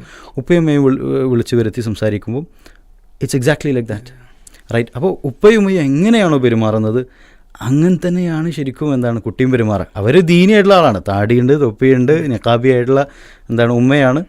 കുട്ടിയെ മദ്രസയിലേക്ക് അയക്കുന്നുണ്ട്. കുട്ടിക്ക് ഇതൊക്കെ അറിയാം, ചെയ്യാൻ പാടില്ല എന്നൊക്കെ അറിയാം. പക്ഷെ കുട്ടി പ്രാക്ടിക്കലി ചെയ്യുന്നത് എന്താണ്, പാരൻസ് ചെയ്യുന്നത് എന്താണോ അത് കണ്ട് ചെയ്യാണ് ചെയ്യുക. അപ്പോൾ കുട്ടികളെ സോഷ്യൽ മീഡിയ കൺസംഷൻ കുറയ്ക്കണമെന്നുണ്ടെങ്കിൽ അത് ഫാമിലി ആയിട്ടൊരു സിസ്റ്റമിക് ചേഞ്ചാണ് ശരിക്കും വേണ്ടത്. എല്ലാവരും നല്ല രീതിയിൽ ഇൻ്റർനെറ്റ് ഉപയോഗിക്കുന്നു, കുട്ടി മാത്രം ഇൻ്റർനെറ്റ് ഉപയോഗിക്കരുത് എന്ന് പറയുകയാണെന്നുണ്ടെങ്കിൽ അത് അൺജസ്റ്റും കൂടിയാണ്. കുട്ടിക്കൊരു ഒരു ഫിയർ ഓഫ് മിസ്സിങ് ഔട്ട് വരുന്നു, സോഷ്യലി ഐസൊലേറ്റഡ് ആയിട്ട് ഫീലിംഗ് വരികയാണ് ചെയ്യുക. അപ്പം കുട്ടിയിൽ മാറ്റം വരുന്നുണ്ടെങ്കിൽ ഉപ്പ മാറണം, ഉമ്മ മാറണം, ബ്രദേഴ്സും സിസ്റ്റേഴ്സും മാറണം, ഫാമിലിയിലുള്ള മുഴുവൻ ഒരു സെറ്റപ്പ്, ഒരു ഡൈനാമിക് മാറേണ്ടതുണ്ട്. ഫാമിലിയിൽ റൂൾസ് ആൻഡ് റെഗുലേഷൻസ് കൊണ്ടുവരാം. ഈ സമയത്തിന് ശേഷം ആരും ഫോൺ ഉപയോഗിക്കാൻ പാടില്ല. രാത്രി ഉറങ്ങുമ്പോൾ ഇൻ്റർനെറ്റിൻ്റെ പ്ലഗ്, മോഡത്തിൻ്റെ പ്ലഗ് ഓഫാക്കി വെക്കാം, റൈറ്റ്. അല്ലെങ്കിൽ നോ ഫോൺ സോണുകൾ, ഈ സ്ഥലത്ത് നിന്ന് കഴിഞ്ഞാൽ ഫോൺ ഉപയോഗിക്കാൻ പാടില്ല. ബെഡ് എന്ന് പറയുന്നത് ഫോൺ ഉപയോഗിക്കാനുള്ള സ്ഥലം. നമ്മൾ പറയാറുണ്ടല്ലോ, പാരൻസ് റൂമിൽ പോയിട്ട് ഭക്ഷണം കഴിക്കരുതെന്ന് പറയാറുണ്ട്, ബെഡിലിരുന്ന് ഭക്ഷണം കഴിക്കരുതെന്ന് പറയാറുണ്ട്. പക്ഷെ ആരെങ്കിലും പറഞ്ഞിട്ടുണ്ടോ ബെഡിലിരിക്കുമ്പോൾ ഫോൺ ഉപയോഗിക്കരുത്? എൻ്റെ ബെഡ് എന്നുള്ളത് ഉറങ്ങാൻ വേണ്ടിയിട്ടുള്ള സ്ഥലമാണ്, അവിടെ കുറേ റീൽസും ടിക്ടോക്കും കാണേണ്ട ഒരു സ്ഥലമല്ല, റൈറ്റ്. സ്റ്റഡി ടേബിൾ ഇരിക്കുമ്പോൾ നീ ഫോൺ ഉപയോഗിച്ച് കുറേ ഇൻ്റർനെറ്റ് വാച്ച് ചെയ്യലും എൻ്റർടൈൻമെൻറ്റ് കാണരുത്. അങ്ങനെ പാരൻസ് പറയാറുണ്ടോ? അങ്ങനെ പറയണം. റൂൾസ് ആൻഡ് റെഗുലേഷൻസ് നിർബന്ധമായിട്ട് വരണം. ശ്രദ്ധിക്കുന്ന കാര്യം, ഇപ്പോൾ ചാർജിങ് പോർട്ട് ഒരിക്കലും ബെഡിൻ്റെ അടുത്തുണ്ടാകാൻ പാടില്ല. ബെഡിൻ്റെ പ്ലേസ്മെൻറ്റ് ഒരു ചാർജിങ്ങിൻ്റെ ഇടയിൽ കുറച്ച് വിട്ടുന്നാൽ സ്വാഭാവികമായിട്ട് യൂസേജ് അവിടെ തന്നെ കുറച്ച് കുറയ്ക്കാൻ പറ്റും തോന്നില്ല. അതെ അതെ. പക്ഷേ ഇന്റീരിയർ ഡിസൈനിങ് ചെയ്യുന്ന ആളുകൾ തന്നെ കൺവീനിയൻസിന് വേണ്ടിയിട്ട് ചാർജിങ് പോർട്ടൊക്കെ മാക്സിമം ബെഡിന് അടുപ്പിച്ച് അങ്ങനെ ചെയ്യാൻ, എക്സ്റ്റൻഷൻ കോഡൊക്കെ വെച്ചിട്ട് ഇങ്ങനെ ആൾക്കാർ അതാണ് പ്രശ്നം. പിന്നെ മറ്റൊരു ഏരിയ പറഞ്ഞപ്പം ഫോമോടെ കാര്യം പറഞ്ഞല്ലോ, ഇപ്പം ഒരു ഫിയർ ഓഫ് മിസ്സിങ് ഔട്ട് അത് ഇപ്പം പാരൻസ് ഒക്കെ ശ്രദ്ധിച്ചാൽ പോലും കുട്ടികൾ വേറെ സ്ഥലത്ത് ഇൻട്രാക്ട് ചെയ്യുമ്പോൾ കുട്ടികൾ ബാക്കി പിള്ളേർ പലതും ചെയ്യുന്നത് കാണും, അവർ സോഷ്യൽ മീഡിയേനെ പറ്റി വല്ലതും പറഞ്ഞ് കേൾക്കുന്നുണ്ടാവും. അപ്പോൾ അത്തരത്തിലൊരു ഫിയർ അല്ലെങ്കിൽ യൂസ് ചെയ്യുന്ന ആൾക്കാരാണ് തന്നെ ഈ ഒരു ഫോമോ എങ്ങനെയാണ് അവരെ എഫക്റ്റ് ചെയ്യണത്, അവർ സൈക്കോളജിക്കലി സ്പീക്കിംഗ് അതിപ്പോൾ എങ്ങനെയാണ് അവർക്ക് അങ്ങനത്തെ ഒരു ഇത് അവർ എഫക്റ്റ് ചെയ്യണം എന്നുള്ള ഒരു ഇതും കൂടെ കുറച്ചും കൂടെ പോയത്. ഇത് വലിയൊരു ഡിസ്പാരിറ്റിയാണ്, വലിയൊരു ഗ്യാപ്പാണ്. ഇപ്പോൾ ദുബായിലുള്ള ഒരു പാരൻറ്റ് വന്നിട്ട് പറയാണ്, അവരുടെ ഒരു കമ്മ്യൂണിറ്റി കുറച്ച് ജനറലി കുറച്ച് മോശമായിട്ടുള്ള കുറേ സർക്കിൾ കുട്ടികളൊക്കെ ഉള്ള ഒരു സ്ഥലമാണ്. അപ്പോൾ അവർ നല്ല രീതിയിൽ തെർബിയത്ത് കുട്ടിക്ക് കൊടുക്കാൻ ശ്രമിക്കുന്നു, നല്ല രീതിയിൽ കുട്ടിക്ക് കാര്യങ്ങൾ പറഞ്ഞ് ശ്രമിക്കാൻ ഒക്കെ നല്ല രീതിയിൽ അവരുടെ ഭാഗത്തുനിന്ന് ട്രൈ ചെയ്യുന്നുണ്ട്. ഞാൻ അവരോട് പറഞ്ഞത്, നിങ്ങളൊന്നെങ്കിലും അവിടെ നിന്ന് വീടിന്ന് മാറിപ്പോവുക. കാരണം ഇവനെ സംബന്ധിച്ചിടത്തോളം ഇവന് ഫ്രണ്ട് സർക്കിൾ ഉണ്ടല്ലോ, അതിലെല്ലാ ആളുകളും ഇത് ചെയ്യുന്നുണ്ട്, അവൻ മാത്രം മാറി നിൽക്കുമ്പോൾ അതിൻ്റെ ഒരു പ്രഷർ വേറെ തന്നെയാണ്. അപ്പോൾ അങ്ങനെ ആകുമ്പോൾ പാരൻസിനെ കാണിക്കാതെ കുട്ടികൾ ചെയ്യാൻ ശ്രമിക്കുകയാണ് ചെയ്യുക. അപ്പോൾ പാരൻസ് ശരിക്കും ശ്രദ്ധിക്കേണ്ടത് ഫണ്ടമെൻ്റലി നിങ്ങളൊരു സിസ്റ്റമിക് എൻവയോൺമെൻറ്റൽ ചേഞ്ച് കൊണ്ടുവരിക. കുട്ടി പോകുന്ന സ്കൂളൊന്ന് കെയർഫുള്ളി ചൂസ് ചെയ്യുക. വളരെ ലിബറലായിട്ടുള്ള സെക്യുലറായിട്ടുള്ള എല്ലാ ഫാഷിസത്തുമുള്ള ഒരു സ്കൂളിലേക്ക് കുട്ടിയെ അയച്ചിട്ട് പിന്നെ എൻ്റെ കുട്ടിക്ക് ആടുന്നു എന്ന് പറഞ്ഞിട്ട് പിന്നെ ഖേദിക്കുന്നതിൽ ഒരർത്ഥം ഞാൻ കാണുന്നില്ല. അപ്പോൾ അത് സ്റ്റാർട്ടിങ്ങിൽ തന്നെ നമ്മൾ സൂക്ഷിക്കേണ്ട കുറേ കാര്യങ്ങളാണ്. അപ്പോൾ കുട്ടിയെ സംബന്ധിച്ചിടത്തോളം ഫോമോ എന്തായാലും വരും, ഫിയർ ഓഫ് മിസ്സിങ് ഔട്ട്. കാരണം ഈ ജനറേഷനിലെ കുറേ കുട്ടികൾ ടിക്ടോക്ക് ഡാൻസുകൾ ചെയ്യുന്നു, അല്ലെങ്കിൽ പബ്ജി കളിക്കുന്നു. അവരുടെ സർക്കിൾ ഇങ്ങനെ സംഭവം നടക്കുമ്പോൾ ഇവർക്ക് മാത്രം ഒരു ഒരു ഒരു ഒരു ഡിസ്പാരിറ്റി ഫീൽ ചെയ്യാൻ തുടങ്ങും, റൈറ്റ്. മറ്റു കുട്ടികൾ ഇവരെ പറ്റി അല്ലെങ്കിൽ അവളെ പറ്റി മോശമായിട്ട് സംസാരിക്കാൻ തുടങ്ങുന്നു. ഒന്നിനും അവളെ കൊള്ളൂല, അല്ലെങ്കിൽ ഞങ്ങളെ സർക്കിളിലൊന്നും അവരെ കൂട്ടരുത്, she's a bore, she's not cool enough, right. അങ്ങനെയൊക്കെ പറയുമ്പോൾ അത് ഭയങ്കര സ്ട്രെസ്ഫുൾ ആയിട്ടുള്ള കാര്യം തന്നെയാണ്. പാരൻസ് അത് മനസ്സിലാക്കി കുട്ടിക്ക് ബെറ്റർ എൻവയോൺമെൻറ്റ് ഉണ്ടാക്കി കൊടുക്കാനാണ് കൂടുതൽ നമ്മൾ ശ്രമിക്കേണ്ടത്. അതൊരു അഭിമാനമായി മാറ്റണം. അതായത് ഇപ്പം ഫോർ എക്സാമ്പിൾ കഴിഞ്ഞ ദിവസം നമ്മൾ പ്രോഗ്രാം എടുത്തിട്ടുണ്ട്, ഈ കുട്ടികളെല്ലാം സോഷ്യൽ മീഡിയ ക്യാമ്പയിൻ ഇനോഗ്രേഷൻ. അതിൻ്റെ ഭാഗമായിട്ട് കുറച്ച് കുട്ടികൾ നമ്മൾ ഇത്തരം സോഷ്യൽ മീഡിയയിൽ നിന്ന് വിട്ട് നിന്നിട്ട് പ്രൊഡക്റ്റീവായിട്ട് അവരെ ലൈഫ് സ്പെൻഡ് ചെയ്യുന്ന കുറച്ച് ആൾക്കാരെ ഇൻ്റർവ്യൂ ചെയ്തിരുന്നത്. അപ്പോൾ ആ കുട്ടിയോട് ചോദിച്ചിട്ടുണ്ടെങ്കിൽ നമ്മൾ ഇന്ന് മാറി നിന്നപ്പോൾ എന്താണ് ബോധ്യപ്പെട്ടതെന്ന്. അപ്പോൾ ആ കുട്ടി പറഞ്ഞത് ഒരു ദിവസം ശരിക്കും 24 മണിക്കൂർ നിന്നിട്ട് കൃത്യമായി ബോധ്യപ്പെടുന്നത് ഇന്ന് വിട്ടുക്കുമ്പോഴാണെന്നാണ്. അപ്പോൾ അവർ വെച്ചാൽ അവർ ലൈഫിൽ കൃത്യമായിട്ട് ഒരു പ്ലാൻ വെച്ചിട്ട് ടൈം ടേബിൾ വെച്ചിട്ട് കാര്യങ്ങൾ ചെയ്തു പോകുമ്പോൾ അത് അവർ ഭയങ്കര സംഭവമായിട്ട് ബാക്കിയുള്ളവരാണ് ഇത് മിസ് ഔട്ട് ചെയ്യണമെന്നൊരു ഫീലാണ് അവർക്കുള്ളത് പേഴ്സണലി. ഈ പൊതുവേ അത് കൃത്യമായിട്ട് ആ ഒരു ബോധ്യം കുട്ടികൾ കിട്ടാത്തതിൻ്റെ ഒരു പ്രശ്നമാണ്. ഇനി മറ്റൊരു ഏരിയയിൽ പോകണമെങ്കിൽ കാര്യം പ്രൈവസിയായി ബന്ധപ്പെട്ടുണ്ട്. ഇപ്പോൾ കുട്ടികൾക്ക് പ്രൈവസി എന്നത് എന്താ, അതിനൊരു നിർവചനം. ഇപ്പോൾ പൊതുവേ നമുക്ക് ചില കാര്യങ്ങൾ നമ്മൾ പുറത്ത് സ്ട്രേഞ്ചേഴ്സിനോട് എല്ലായിടത്തും പറയേണ്ട ആവശ്യമില്ല, ചില ഷെയർ ചെയ്യേണ്ട ആവശ്യമില്ലാത്തുണ്ടാവും. ചില നേരെ പാരൻസിനോട് ഷെയർ ചെയ്യുന്ന ചില കാര്യങ്ങളുണ്ടാവും. അത് കൃത്യമായിട്ട് മനസ്സിലാവാതെ പോകുന്നുണ്ടോ തോന്നുന്നു ചില ആൾക്ക്. അതിൻ്റെ പല വിഷയങ്ങൾ നമ്മൾ പൊതുവെ കേൾക്കാറുണ്ട്. അതേപോലെ എന്താ കൂട്ടിച്ചേർക്കാനുള്ളത്? ഈ പ്രൈവസി എന്നുള്ളതൊരു സോഷ്യൽ കോൺസെപ്റ്റാണ്. ഒരു ചെറിയ കുട്ടിയെ സംബന്ധിച്ചിടത്തോളം അത് മുഴുവനായിട്ട് മനസ്സിലാക്കാനുള്ള ഒരു മെച്യൂരിറ്റി അവർക്ക് പലപ്പോഴും ഉണ്ടായിക്കൊള്ളുന്നില്ല. അതുകൊണ്ട് തന്നെ നമ്മൾ വളരെ കൃത്യമായിട്ടുള്ളൊരു ട്രെയിനിങ് കൊടുക്കണം. ഞാൻ ചൈൽഡ് ലൈനിൽ വർക്ക് ചെയ്യുന്ന സമയത്ത് നമ്മൾ ഓരോ സ്കൂളുകൾക്കും പോയിട്ട് ഗുഡ് ടച്ച് ബാഡ് ടച്ച് പഠിപ്പിച്ചു കൊടുക്കാറുണ്ടായിരുന്നു. അതിന് കാരണം എന്നാൽ കുട്ടിക്കത് മനസ്സിലാവാനുള്ള പ്രായം ആയിട്ടില്ല. റൈറ്റ്, ഒരു ഗുഡ് ടച്ച് ബാഡ് ടച്ച് ഒരാളെൻ്റെ മേത്ത് എങ്ങനെയാണ് തൊടുന്നത് അവർക്ക് മുഴുവനായിട്ട് കോംപ്രഹെൻഡ് ചെയ്യാൻ പറ്റില്ല. അപ്പോൾ എനിക്ക് കിട്ടുന്ന അധിക സെക്ഷൽ അബ്യൂസ് കേസുകൾ നോക്കുകയാണെന്നുണ്ടെങ്കിൽ അവർ പലപ്പോഴും പറയാം, അന്ന് എന്നോട് അദ്ദേഹം അങ്ങനെ ചെയ്യുമ്പോൾ എനിക്കറിയില്ല ഇത് ശരിയാണോ തെറ്റാണോ എന്നുള്ളത്. I was just there. Right, പിന്നെ അത് നോർമലൈസ് ചെയ്തിട്ട് മൈൻഡ് മാറുന്ന ഒരവസ്ഥ വരുന്നു.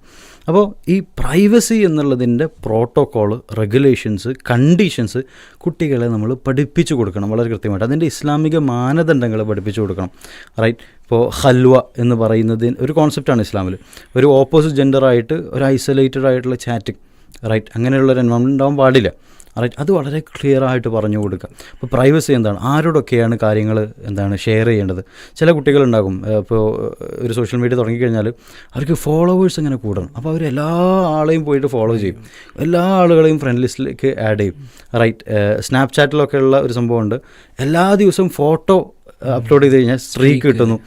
അങ്ങനെ ചെയ്യുന്ന കുറേ കുട്ടികളുണ്ട്. അപ്പോൾ പ്രൈവസിക്ക് യാതൊരു വിലയും ഇല്ലാത്തൊരവസ്ഥ വരുന്നു. അപ്പോൾ കുട്ടികൾക്കിത് നമ്മൾ ക്ലിയറായിട്ട് പഠിപ്പിച്ചു കൊടുക്കുക, ഇതിൻ്റെ ട്രാപ്പുകൾ പഠിപ്പിച്ചു കൊടുക്കുക, ഇതിൻ്റെ സൈക്കോളജി അവർക്ക് മനസ്സിലാക്കാൻ പറ്റുന്ന രീതിയിൽ. ഇപ്പോൾ സ്ട്രീക്ക് കൊണ്ടുവന്നത് തന്നെ അത് നമ്മൾ ഡീപ്പായിട്ട് പഠിച്ചു നോക്കിക്കഴിഞ്ഞാൽ ശരിക്കും ഇത് എക്സ്പ്ലോയിറ്റേഷനാണ്. ഒരു കുട്ടിക്ക് അതിലൂടെ ഡോപ്പമിൻ റിലീസ് കിട്ടുന്നു. അപ്പോൾ കുട്ടിയോട് പറയാം, നിനക്ക് കിട്ടുന്ന ആ ഒരു സുഖം ഉണ്ടല്ലോ, ആ ഒരു സന്തോഷം ഉണ്ടല്ലോ, അത് ശരിക്കുള്ള സന്തോഷമല്ല, ആർട്ടിഫിഷ്യലായിട്ടുള്ള സാധനമാണ്. ഇത് കുട്ടിക്ക് ബോധ്യപ്പെടുന്ന രീതിയിൽ പറഞ്ഞു കൊടുക്കുക എന്നുള്ളതാണ്. ഇപ്പോൾ പ്രൈവസി പഠിപ്പിച്ച് കൊടുക്കേണ്ട സംഭവമാണ്. നമുക്ക് എക്സ്പെക്ട് ചെയ്യാൻ പറ്റില്ല. ചെറിയ കുട്ടി ആ ഒരു പ്രായത്തിൽ ഇന്ന ആളുകളായിട്ട് ഡിസ്റ്റൻസ് വെക്കും, ഇന്ന ആളുകളെ മാത്രമേ വിശ്വസിക്കുള്ളൂ, ഇന്ന ഫോട്ടോസ് മാത്രമേ ഷെയർ ചെയ്യുള്ളൂ എന്നുള്ളൊരു എക്സ്പെക്റ്റേഷൻ, അതൊരു ഫോൾസ് എക്സ്പെക്റ്റേഷനാണ്. നമ്മൾ നമ്മുടെ വിദ്യാഭ്യാസ വ്യവസ്ഥയിൽ, സ്കൂളിലാണെങ്കിലും മദ്രസയിലാണെങ്കിലൊക്കെ പ്രോപ്പറായിട്ട് ഇത് സിലബസിൻ്റെ ഭാഗമാക്കിയിട്ട് പഠിപ്പിച്ച് കൊടുക്കേണ്ടതുണ്ട്. ഇപ്പോൾ പറഞ്ഞല്ലോ ഡോപ്പമിൻ സ്റ്റിമുലേഷൻ കൊണ്ട് കിട്ടുന്ന ഹാപ്പിനെസ്. അപ്പോൾ രണ്ട് ടൈപ്പ് ഹാപ്പിനെസ് ആണ്. ഒന്ന് ഈ വെർച്വൽ ഹാപ്പിനെസ് ഉണ്ട്, പിന്നെ റിയൽ ഹാപ്പിനെസ്. ഇത് എങ്ങനെ കുട്ടികൾക്ക് ഇപ്പോൾ വേർതിരിച്ച് മനസ്സിലാക്കാൻ, ഏതാണ് ഏതെന്ന് ഇങ്ങനെ ഡിസ്റ്റിങ്വിഷ് ചെയ്യാൻ പറ്റണം എങ്ങനെയാണ്? അത് ഞാൻ പറഞ്ഞല്ലോ, പലതും നമ്മൾ പഠിപ്പിച്ച് കൊടുക്കേണ്ടതുണ്ട്. പഠിപ്പിച്ച് കൊടുക്കേണ്ട പ്രായത്തിൽ പഠിപ്പിച്ച് കൊടുക്കണം, എന്നാലേ അത് ക്ലാരിറ്റി വരുള്ളൂ. പിന്നെ ലേറ്റർ ഓൺ അവരത് മനസ്സിലാക്കും. ഈ പഠിപ്പിച്ച കണ്ടൻറ്റുകൾ കുറച്ചും കൂടി ഡൈജസ്റ്റ് ചെയ്യാനുള്ള പ്രായം ലേറ്റർ ഓൺ വരും. പക്ഷേ നമ്മൾ ഫണ്ടമെൻ്റലി അവർക്ക് പറഞ്ഞു കൊടുക്കാൻ പറ്റുന്ന കാര്യം, നിങ്ങൾ ഒരു എഫേർട്ട് എടുത്ത് ചെയ്യുന്ന ഒരു കാര്യം അതിനുശേഷം കിട്ടുന്നൊരു ഫുൾഫിൽമെൻ്റ് ഉണ്ടല്ലോ, ഒരു സാറ്റിസ്ഫാക്ഷൻ ഉണ്ടല്ലോ, അത് നാച്ചുറൽ സെൻസ് ഓഫ് സാറ്റിസ്ഫാക്ഷനാണ്.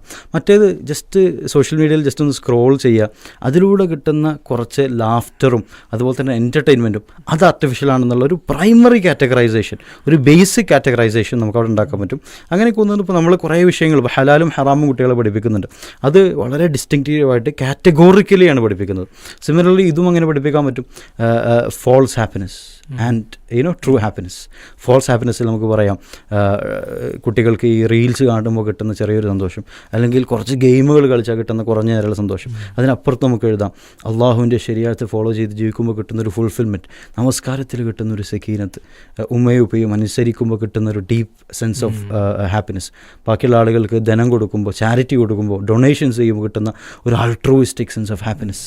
ഇതൊക്കെ നമുക്ക് കാറ്റഗോറിക്കലി പഠിപ്പിച്ചു കൊടുക്കാൻ പറ്റുന്ന കാര്യം തന്നെയാണ്. ഇപ്പോൾ ഈ പാരൻറ്റിങ്ങിൻ്റെ വിഷയത്തിൽ പറഞ്ഞപ്പം ചില ആൾക്കാരുടെ ആശങ്ക, സ്ട്രിക്റ്റ് പാരൻറ്റിങ് ചെയ്താൽ കുട്ടി റബല്യസായി മാറുമോ, അല്ലെങ്കിൽ ഭയങ്കര വാശി കൂടുമോ?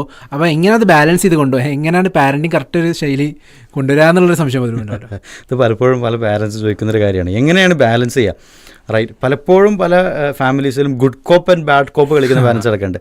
റൈറ്റ്, ഉപ്പ എന്ന് പറയുന്നത് ഒരു മാച്ചോ ആയിട്ടുള്ള ഭീകരജീവി, വീട്ടിലേക്ക് കയറി വരുമ്പോൾ എല്ലാവരും നിശബ്ദതായിട്ട് മാറും, എല്ലാവരും നീച്ച് സല്യൂട്ട് അടിക്കണം, അങ്ങനത്തെ ഒരു കോൺസെപ്റ്റ് ഉണ്ടാക്കുന്നു. മറ്റൊരു സൈഡിൽ ഉമ്മ എന്ന് പറയുന്നത് കള്ളക്കളിയും കുട്ടികൾക്ക് പാസ്സാക്കി കൊടുക്കാൻ വേണ്ടിയിട്ടുള്ള ഒരാൾ. റൈറ്റ്, അങ്ങനെ ഓപ്പോസിറ്റ്, ഉപ്പയും വേറെ രീതിയിലാകാം, ഉമ്മയും വേറെ രീതിയിലാകാം. പക്ഷെ അതില്ലാത്തൊരു ബാലൻസ് ഉണ്ട്. അതാണ് ശരിക്കും ഇസ്ലാമിൽ പറയുന്നതിൻ്റെ തർബിയത്തിൻ്റെ രൂപം എന്ന് പറയുന്നത്. It is a beautiful thing. Right, ഇതിൽ സൈക്കോളജിയിൽ പാരൻറ്റിങ് സ്റ്റൈലുകൾ സംസാരിക്കുമ്പോൾ 4 ടൈപ്പ് പാരൻറ്റിങ് സ്റ്റൈലുകളാണുള്ളത്. ഞാൻ ഓരോന്നും എടുത്ത് വളരെ എലാബറേറ്റഡ് പറയുന്നില്ല, വളരെ സമയം എടുക്കുന്നൊരു കാര്യമാണ്. പക്ഷേ അതോറിറ്റേറ്റീവ് പാരൻറ്റിങ് എന്ന് പറയുന്ന പാരൻറ്റിങ് ഉണ്ട്. ചൈൽഡ് സൈക്കോളജിസ്റ്റുകൾ പറയുന്നത് that is the golden standard. Authoritarian അല്ല, അതോറിറ്റേറ്റീവ് പാരൻറ്റിങ്. അതായത് കുട്ടികൾക്ക് കൊടുക്കേണ്ട റൂൾസും റെഗുലേഷൻസും കൊടുക്കുന്നു. ഭയങ്കര സ്ട്രിക്റ്റാക്കി കുട്ടികളെ അടിച്ചിട്ട് അങ്ങനെ ചെയ്യല പറയുന്നത്. പക്ഷേ അത് ഗ്രാജ്വലി നമ്മൾ കുട്ടികൾക്ക് കൊടുക്കുന്നു. അതിൻ്റെ പോലെ നമ്മൾ സ്നേഹവും കൊടുക്കുന്നു. കുട്ടികൾ ചിലപ്പോൾ റൂൾസും തെറ്റിച്ച് കഴിഞ്ഞാൽ നമ്മൾ സ്നേഹത്തോടെ കാര്യങ്ങൾ പറഞ്ഞു കൊടുക്കുന്നു.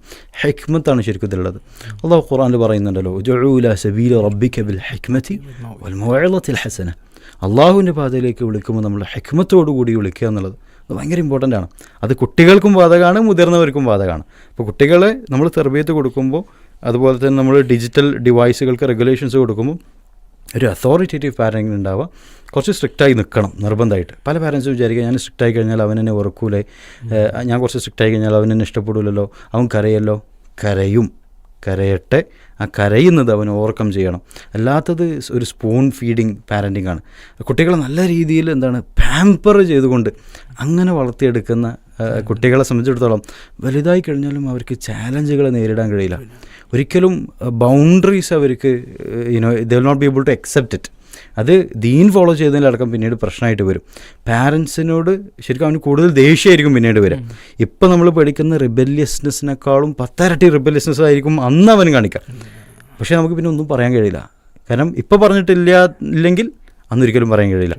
അപ്പോൾ ഇപ്പോൾ തന്നെ നമ്മൾ കുറച്ച് റൂൾസ് ആൻഡ് റെഗുലേഷൻസ് വെക്കുക. കുട്ടി കുറച്ച് സങ്കടപ്പെടട്ടെ, ആ കുട്ടി കുറച്ച് കരയട്ടെ, എന്നിരുന്നാലും പ്രശ്നമില്ല. അവൻ്റെ ഭാവിക്ക് വേണ്ടിയിട്ടാണ് നമ്മൾ ചെയ്യുന്നത്. ഇങ്ങനെയുള്ള പാരൻസ് തന്നെ ഇപ്പോൾ സൂപ്പർ മാർക്കറ്റ് പോയി കഴിഞ്ഞാൽ ഇപ്പോൾ ചോക്ലേറ്റ് വേണമെന്ന് എല്ലാ കുട്ടികളും പറയും. പക്ഷെ നമുക്കറിയാം പല്ലിന് പ്രശ്നം വരും, അങ്ങനെ ചോക്ലേറ്റ് വാങ്ങി കൊടുക്കില്ല. പക്ഷേ ഈ ഡിജിറ്റൽ ഡിവൈസിൻ്റെ പ്രശ്നങ്ങൾ പാരൻസിനെ അറിയാത്തത് കൊണ്ട് മാത്രമാണ് ശരിക്കും ഇവർ കുട്ടികൾക്ക് ഇത്ര കൂടുതൽ ഇത് ഫെസിലിറ്റേറ്റ് ചെയ്യുന്നതും കൊടുക്കുന്നതും. അപ്പോൾ പാരൻസ് ഒന്ന് ഇത് മനസ്സിലാക്കുക. രണ്ടാമത്തത് കുറച്ചൊന്ന് സ്ട്രിക്റ്റ് ആവൽ നല്ലത് തന്നെയാണ്. പക്ഷേ ഹെക്മത്തോടുകൂടി വിസ്ഡമോടുകൂടി സ്ട്രിക്റ്റ് ആവണം. കുട്ടികൾക്ക് അവയർനെസ് കൊടുക്കണം, ഇതിൻ്റെ പ്രശ്നങ്ങളൊക്കെ പറഞ്ഞു കൊടുക്കണം, കണ്ടിന്യൂസ്ലി മനസ്സിലാക്കി കൊടുക്കുക. അതുകൊണ്ടാണ് ഞാനിപ്പോൾ ബിൽഡ് ചെയ്യുന്ന ഒരു പാരൻറ്റിങ് കോഴ്സ് ഉണ്ട്. അതായത് കുട്ടികളെ ഡിജിറ്റൽ ഡിവൈസിൽ നിന്ന് രക്ഷിക്കാൻ വേണ്ടിയിട്ട്, ഇൻ്റർനെറ്റ് ഡി അഡിക്ഷനൊക്കെ വേണ്ടി, റീഹാബിലിറ്റേഷനൊക്കെ വേണ്ടി ഉപയോഗിക്കുന്ന ഒരു കോഴ്സാണ്. അതിൽ ഒരു സൈഡിൽ നമ്മൾ പാരൻസിന് ട്രെയിനിങ് കൊടുക്കുന്ന പോലെ തന്നെ കുട്ടികൾക്കും അവയർനെസ് കൊടുക്കുന്നുണ്ട്.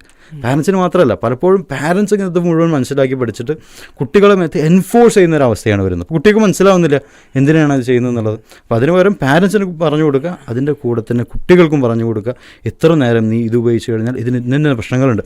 റോബ്ലോക്സ് കളിക്കുമ്പോൾ സ്ഥലത്ത് പോയി കഴിഞ്ഞാൽ ഇന്ന പ്രശ്നങ്ങളുണ്ട്. പബ്ജി കളിക്കുമ്പോൾ അത് കുറേ നേരമായി കഴിഞ്ഞാൽ നിൻ്റെ ബ്രെയിനിനെ എങ്ങനെ ബാധിക്കും. കുട്ടികൾക്ക് മനസ്സിലാക്കാൻ പറ്റുന്ന ലാംഗ്വേജിൽ അത് അവർക്ക് കൊടുത്തു കഴിഞ്ഞാൽ കുറേയൊക്കെ അവർക്ക് മനസ്സിലാവും.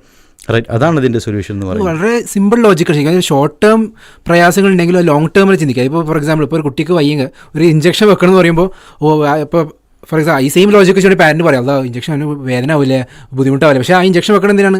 അത് ഇപ്പോൾ വേദന ഉണ്ടെങ്കിലും പിന്നീട് അത് ട്രീറ്റ്മെൻ്റ് ആണല്ലോ. അതുപോലെ തന്നെ ഇപ്പം കുട്ടികൾ ഫോണിന് അഡിക്ഷൻ ഉണ്ട്, കരച്ചിലും പ്രശ്നമാണ്, അതുകൊണ്ട് വിഷമാണ്. പക്ഷേ കുഴപ്പമില്ല, കുറച്ചൊന്ന് ഇതായാലും പിന്നീട് ലോങ് ടേം ചിന്തിക്കുമ്പോൾ ഇത് ഒരു സൊല്യൂഷനാണ്, ഇതൊരു ട്രീറ്റ്മെൻറ്റാണ്, അഡിക്ഷനിൽ പോവാതിരിക്കാനുള്ള ഒരു മുൻകരുതലാണ്. അപ്പോൾ ആ രീതിയിൽ പാരൻസ് അത്രയും സിമ്പിളായിട്ടുള്ള കാര്യം പലപ്പോൾ ചിന്തിക്കാത്തതുകൊണ്ടുള്ളൊരു പ്രശ്നമാണെന്നാണ് തോന്നുന്നത്. ഇനി പാരൻറ്റിങ്ങിൻ്റെ വിഷയത്തിൽ ചില ആൾക്കാർ ഇപ്പോൾ ഉണ്ടാവും, നമ്മൾ പറയുമ്പോൾ എൻ്റെ മോൻ അങ്ങനെയല്ല, ഇതൊക്കെ കേട്ടാലും പറയും എൻ്റെ മോന് ഉഷാറാണ്, എൻ്റെ മോള് ഉഷാറാണ്, അവരങ്ങനെ സേഫാണ്, ഇതൊന്നും പറ്റില്ല, അത് മറ്റേ കുട്ടികളാണ്, മോനാണ് ഇവളാണെന്നൊക്കെ പറയുന്നുണ്ടാവും. അങ്ങനത്തെ പാരൻസിനോട് എന്താ പറയുള്ളത്? ഒന്നാമത്തത് അത് വളരെ ഡിസ്ട്രക്റ്റീവായിട്ടുള്ളൊരു ചിന്താഗതിയാണ്.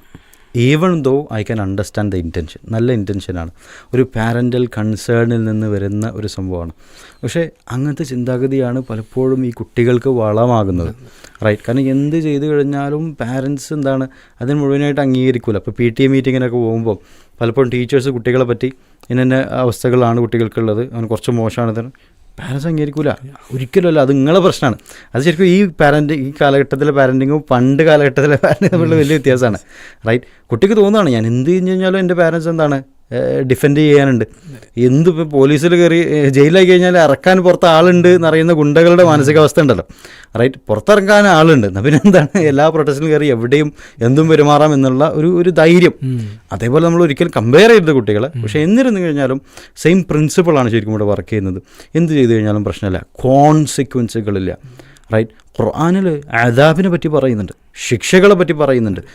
നാറിനെ പറ്റി പറയുമ്പം നാറു ജഹന്നം ഖാലിദീന ഫീഹ അബദ ഖാലിദൻ മുഖല്ലദൻ ഫീഹ അബദ.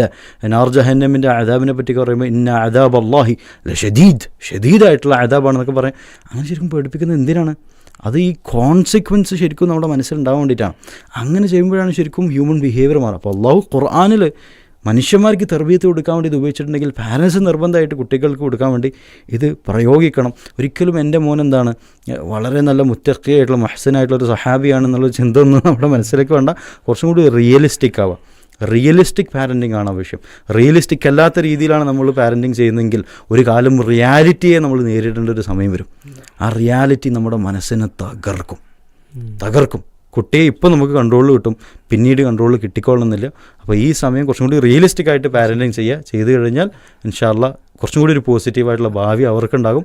അത് കാണുമ്പോൾ അതിൻ്റെ സന്തോഷം നിങ്ങൾക്കും കൂടിയാണ് ഉണ്ടാകും. അതെ, അപ്പോൾ സ്വപ്നലോകത്ത് നിൽക്കാൻ പാടില്ല എന്ന് പറഞ്ഞ ചുരുക്കം. ഇത് ചില പാരൻസ് പറഞ്ഞ പോലെ എൻ്റെ കുട്ടി മുത്തൊക്കെയാണ്, ഇങ്ങനത്തെ പ്രശ്നമൊന്നും ഉണ്ടാവില്ല എന്നുള്ള ആ ഒരു ധാരണ മാറ്റി ഇൻഷാ അല്ലാഹ് അങ്ങനെ ആയിരിക്കാമെന്ന് നമുക്ക് പ്രതീക്ഷിക്കാൻ, പ്രാർത്ഥിക്കാം. പക്ഷേ അങ്ങനെ ഒരു ഫ്രീ പാസ് കൊടുക്കരുത്. നമുക്ക് ചെയ്യേണ്ട ചില ഏരിയയിൽ നമ്മൾ ശ്രദ്ധ പുലർത്തിയില്ലെങ്കിൽ അത് പിന്നീട് വലിയ പ്രശ്നമാകുമെന്നാണ് പറഞ്ഞതിൻ്റെ ഒരു ചുരുക്കം. അല്ലേ, ഇനി അടുത്തൊരു ഏരിയ ഇപ്പോൾ ഈ അഡിക്ഷൻ്റെ കാര്യം പറഞ്ഞു. നമ്മളിപ്പോൾ കുട്ടികൾ അഡിക്റ്റ് ആയി കഴിഞ്ഞ് ഇനി അതിൻ്റെ ഒരു റിക്കവറി പ്രോസസ്സിലോട്ട് പോകുമ്പോൾ അതെങ്ങനെയാണെന്നുള്ളത് ഒന്ന് പറഞ്ഞു തന്നു. ഈ റീഹാബിലിറ്റേഷൻ നമ്മൾ ശരിക്കും കൊടുക്കും. ഈ കുട്ടികൾ ഇപ്പോൾ ഒരു പാരൻ്റ് ഇപ്പം എൻ്റെ അടുത്ത് വന്നിട്ട് എൻ്റെ കുട്ടിക്ക് അവന് ഇൻ്റർനെറ്റ് ഉപയോഗം കുറേ നേരം ഉണ്ട് എന്ന് പറഞ്ഞു കഴിഞ്ഞാൽ ഞാൻ അതിന് ആദ്യം തന്നെ എന്താണ് അവന് സോഷ്യൽ മീഡിയ അഡിക്ഷനാണ്, അവന് ഇതൊരു ഡിസോർഡറായിട്ടൊന്നും നമ്മൾ ലേബിൾ ചെയ്യാൻ പാടില്ല. ആദ്യം കുട്ടിയുടെ അവസ്ഥ സ്പെസിഫിക്കലി നോക്കുക. എല്ലാ കുട്ടികളും ഒരേപോലെയല്ല. ഇപ്പോൾ ഇതൊക്കെ കേൾക്കുമ്പോൾ പല പാരൻസ് വിചാരിക്കും എൻ്റെ മോനും സോഷ്യൽ മീഡിയ അങ്ങനെ ഉപയോഗിക്കണ്ടല്ലോ, ചിലപ്പോൾ രാത്രി ഉറങ്ങാതെ ഉപയോഗിക്കണ്ടല്ലോ, അവനൊക്കെ എന്താണ് സോഷ്യൽ മീഡിയ അഡിക്ഷൻ ആണെന്നൊന്നും വിചാരിക്കരുത്. ഇത് ഡയഗ്നോസ് ചെയ്യപ്പെടേണ്ട ഒരു ഡിസോർഡറാണ്. നമ്മളാരും ഇപ്പോൾ ഒരു വയറുവേദന വന്നു കഴിഞ്ഞാൽ സ്റ്റൊമക് ക്യാൻസർ ആണെന്നൊന്നും ഡിസോർഡർ നമ്മളങ്ങനെ ഡയഗ്നോസ് ചെയ്യില്ലല്ലോ. അതുപോലെ തന്നെ ഇത് ഡിസോർഡറാണ് നമ്മൾ പെട്ടെന്ന് ഡയഗ്നോസ് ചെയ്യില്ല. അത് കുട്ടി വന്നു കഴിഞ്ഞാൽ ചില മെട്രിക്സിൻ്റെ അടിസ്ഥാനത്തിൽ നോക്കും കുട്ടി എത്രത്തോളമാണ് ഡിസ്ഫങ്ഷനലി ബാധിച്ചിട്ടുള്ളത്, എത്ര നേരമാണ് അവൻ്റെ സോഷ്യൽ മീഡിയ ഉപയോഗത്തിൻ്റെ ഡ്യൂറേഷൻ വരുന്നത്, റൈറ്റ്, എന്തൊക്കെ ഫാക്ടേഴ്സാണ് അതിൽ ഇൻവോൾവ് ആയിട്ടുള്ളത്. ചില കുട്ടികൾ കണ്ടിന്യൂസ്ലി സോഷ്യൽ മീഡിയ ഉപയോഗിക്കുന്നുണ്ടാവും, പക്ഷേ അവന് കാണുന്നത് വേറെ എന്തെങ്കിലും എഡ്യൂക്കേഷണൽ കണ്ടൻ്റ് ആയിരിക്കും. ഇപ്പോൾ എനിക്കറിയുന്ന ഒരു കുട്ടി അവന് ഈ ആനിമൽ പ്ലാന്റിങ്ങിനെ കാണാൻ ചെയ്യുക, അതാണ് അവന് ഭയങ്കര ഇഷ്ടം. ചില കുട്ടികൾ ഈ സയൻസ് ഡിസ്കവറി ചാനൽ ഉണ്ടല്ലോ, അതിലുള്ള ചില വീഡിയോസ്, ചില ആളുകൾ ഈ ഷാർക്ക് ടാങ്ക് ഉണ്ടല്ലോ, ഓരോ പ്രൊജക്റ്റുകൾ പിച്ച് ചെയ്തിട്ട്, അപ്പം ആ കുട്ടികളും നേരെ അപ്പുറത്ത് GTA Vice City 6 മണിക്കൂർ കളിക്കുന്ന കുട്ടികൾ, അല്ലെങ്കിൽ പൊണോഗ്രഫി അഡിക്ഷനിലൂടെ, അതൊക്കെ വേറെ തന്നെയാണ്. അപ്പോൾ ഇത് വലിയൊരു സ്പെക്ട്രമാണ്. അപ്പോൾ ആദ്യം ഇയാൾ ആ സ്പെക്ട്രത്തിൽ എവിടെ നിൽക്കുന്നു എന്നുള്ളതാണ് നമ്മൾ നിർണ്ണയിക്കേണ്ടത്. ഒന്നാമത്തെ step problem identification and diagnosis, അതൊന്നാമത്തത്. അപ്പോൾ അതിന് നമ്മൾ അസസ്മെൻറ്റ് ടൂൾസുകളുണ്ട്, അതൊക്കെ ഉപയോഗിക്കുന്നു. അതിനുശേഷം അതിനനുസരിച്ചുള്ള അതിലൊതുങ്ങുന്ന ഒരു സ്പെസിഫിക് സൊല്യൂഷനാണ് നമ്മൾ കൊടുക്കുക. ഇനി സൊല്യൂഷൻ കൊടുക്കുമ്പം ഇപ്പോൾ ഈ ഡോക്ടർമാർ പ്രിസ്ക്രൈബ് ചെയ്യുന്ന പോലെ ഒരു മരുന്ന് നേരേണ്ട എഴുതല്ല ചെയ്യുക, മറിച്ച് ഫാമിലിയുടെ അവസ്ഥ നോക്കേണ്ടതുണ്ട്. ഫാമിലിയിൽ എത്ര നേരം ബാക്കിയുള്ള ആളുകൾ ഫോൺ ഉപയോഗിക്കുന്നു, വലിയൊരു ഫാക്ടറാണത്. ഈ പല കൺസിഡർ ചെയ്യുന്ന വലിയൊരു പ്രോബ്ലമാറ്റിക് വേ എന്ന് പറയുന്നത് കുട്ടിയെ എങ്ങനെ വിളിച്ച് ഉപദേശിക്കുക, കുട്ടിയെ എങ്ങനെ കുറ്റപ്പെടുത്തുക. പാരൻസ് ആദ്യം എല്ലാവരും കൂടി മുന്നിരുന്നിട്ട് പാരൻസ് പറയും ഇവൻ ഇങ്ങനെയാണ് അങ്ങനെയാണ്, കുറ്റപ്പെടുത്തിക്കൊണ്ടേയിരിക്കുക. ഈ കുറ്റപ്പെടുത്തൽ കൊണ്ട് ആളുകൾ നന്നായിട്ടൊന്നുമില്ല കേട്ടോ, റൈറ്റ്. അപ്പോൾ ഇതിൽ കുട്ടിയുടെ അവസ്ഥയും വീട്ടിലെ അവസ്ഥയും മൊത്തമായിട്ട് നോക്കിയിട്ട് നമ്മളൊരു പ്ലാൻ ഉണ്ടാക്കി കൊടുക്കുക. അതിൽ പലപ്പോഴും പാരൻസിനോട് ഞാൻ പറയാനുള്ള സംഭവം വെച്ചാൽ പെട്ടെന്ന് അവൻ്റെ ഫോണും ലാപ്ടോപ്പും കൊണ്ട് എടുത്ത് മാറ്റിക്കഴിഞ്ഞാൽ അത് സൊല്യൂഷൻ ആകുമെന്ന് വിചാരിക്കുന്ന കുറേ പാരൻസ് ഉണ്ട്. എന്നാൽ അത് സൊല്യൂഷനല്ല.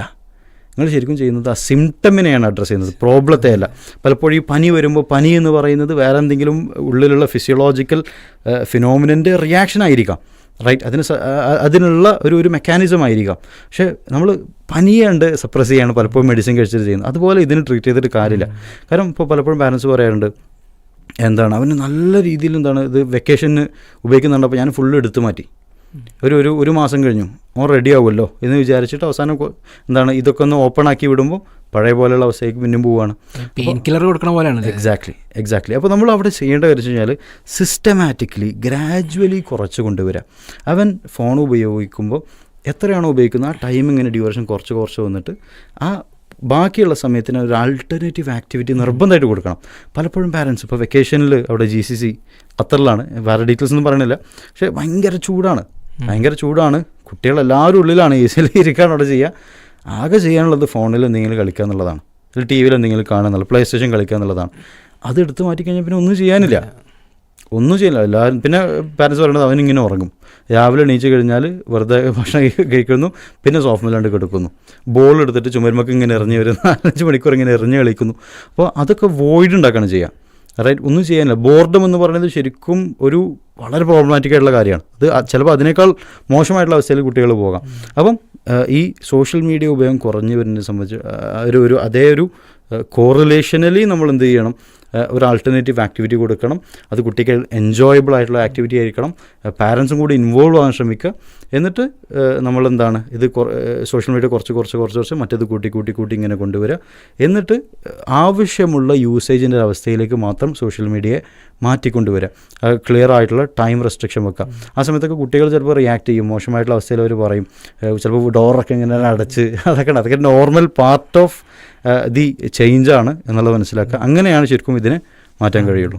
ഇപ്പോൾ റിക്കവറി പ്രോസസ്സിൻ്റെ കാര്യം പറഞ്ഞു. ഇപ്പം നമ്മൾ ഒരു ആൾട്ടർനേറ്റീവ് കൊടുക്കുക എന്നുള്ളതാണ്, അല്ലാതെ വെറുതെ ഇപ്പം തൊലിപ്പുറത്തുള്ള ചികിത്സ അല്ല വേണ്ടിയതെന്നാണ് പറഞ്ഞതിൻ്റെ ചുരുക്കം. ഇപ്പം ഇനിയിപ്പം പറഞ്ഞൊരു പരാശ ബോർഡത്തിൻ്റെ കാര്യം പറഞ്ഞു. ഞാനിപ്പോൾ കഴിഞ്ഞ ദിവസം ചില വീഡിയോസ് കണ്ടില്ല, ടെക്ടോക്സ് ആണെന്ന് തോന്നുന്നത്. അപ്പോൾ അതിൽ പറഞ്ഞത് നമ്മൾ ബോർഡം ഇസ് നെസസറി എന്നാണ് പറഞ്ഞതിന് ചുരുക്കം. അത് നമ്മൾ ബോർഡം നമ്മുടെ ജീവിതത്തിൽ വേണം എന്നാണ് പറഞ്ഞത്. അത് ഒന്ന് എക്സ്പാൻഡ് ചെയ്യാൻ പറ്റും, എന്താ ഉദ്ദേശിക്കുന്നത്?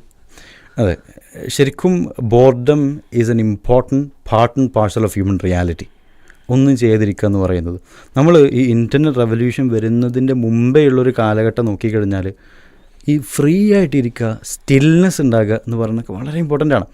ഈ പണ്ഡിതന്മാരുടെ ജീവിതം നോക്കിക്കഴിയുകയാണെങ്കിൽ അവർ പലപ്പോഴും മാറിയിരുന്ന അള്ളാഹുൽ തദബ്ബുർ ചെയ്യുമായിരുന്നു, തഫക്കുർ ചെയ്യുമായിരുന്നു, ദിക്റുകൾ ചെയ്യുമായിരുന്നു.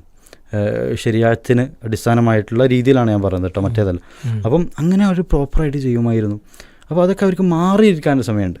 ഞാൻ ഈജിപ്തിൽ പഠിക്കുന്ന സമയത്ത് ഈ പലപ്പോഴും കുട്ടികൾ മശൈഖ്മാരുടെ അടുത്ത് പോയിട്ട്, പണ്ഡിതന്മാരുടെ അടുത്ത് പോയിട്ട് പറയും, ഐ കാൺ കോൺസെൻട്രേറ്റ്, നമസ്കാരത്തിൽ ഖുശൂഇല്ല, ലാ അസ്തതിഉ ഉറക്കിസ്, എനിക്ക് തർക്കീസ് കിട്ടുന്നില്ല, എനിക്ക് ഫോക്കസ് കിട്ടുന്നില്ല. അപ്പോൾ അതിന് പ്രധാനപ്പെട്ട കാര്യം എന്ന് പറയുന്നത്, അവന് ഈ തലബുൽ ഇൽമും ക്ലാസ്സൊക്കെ കഴിഞ്ഞ് കഴിഞ്ഞാൽ പിന്നെ എന്താണ്, അവന് നേരെ ഇരിക്കുന്നത് അവൻ്റെ ഫോണും ബാക്കിയുള്ള കാര്യങ്ങളിലൊക്കെയാണ്. സ്റ്റിൽനെസ് ഇല്ലാത്തൊരു ഹൃദയം എന്ന് പറയുന്നത് എപ്പോഴും അജിറ്റേറ്റഡ് ആയിരിക്കും, എപ്പോഴും ഫ്രസ്ട്രേറ്റഡ് ആയിരിക്കും. അതിന് കൂടെയുള്ള വേറെ ഒരു സംഭവമാണ്, എല്ലാ സമയത്തും നമ്മൾ പ്രൊഡക്റ്റീവായിരിക്കണം. ഇങ്ങനെ പറഞ്ഞു കൊടുക്കാനുള്ള സോഷ്യൽ മീഡിയയിലൊക്കെ പ്രൊഡക്ടിവിറ്റി, ഓൺടർപ്രണർഷിപ്പിൻ്റെ ആളുകളൊക്കെ പറയുകയാണ്, I need to be productive. എപ്പോഴും എന്താണ്, ഫ്രീ ആയിട്ടുള്ള സമയം ഉണ്ടാകാൻ പാടില്ല, ഒന്ന് ശ്വാസം വലിക്കാനും മര്യാദയ്ക്ക് ഇരിക്കാൻ പറ്റുന്ന സമയം ഉണ്ടാകാൻ പാടില്ല.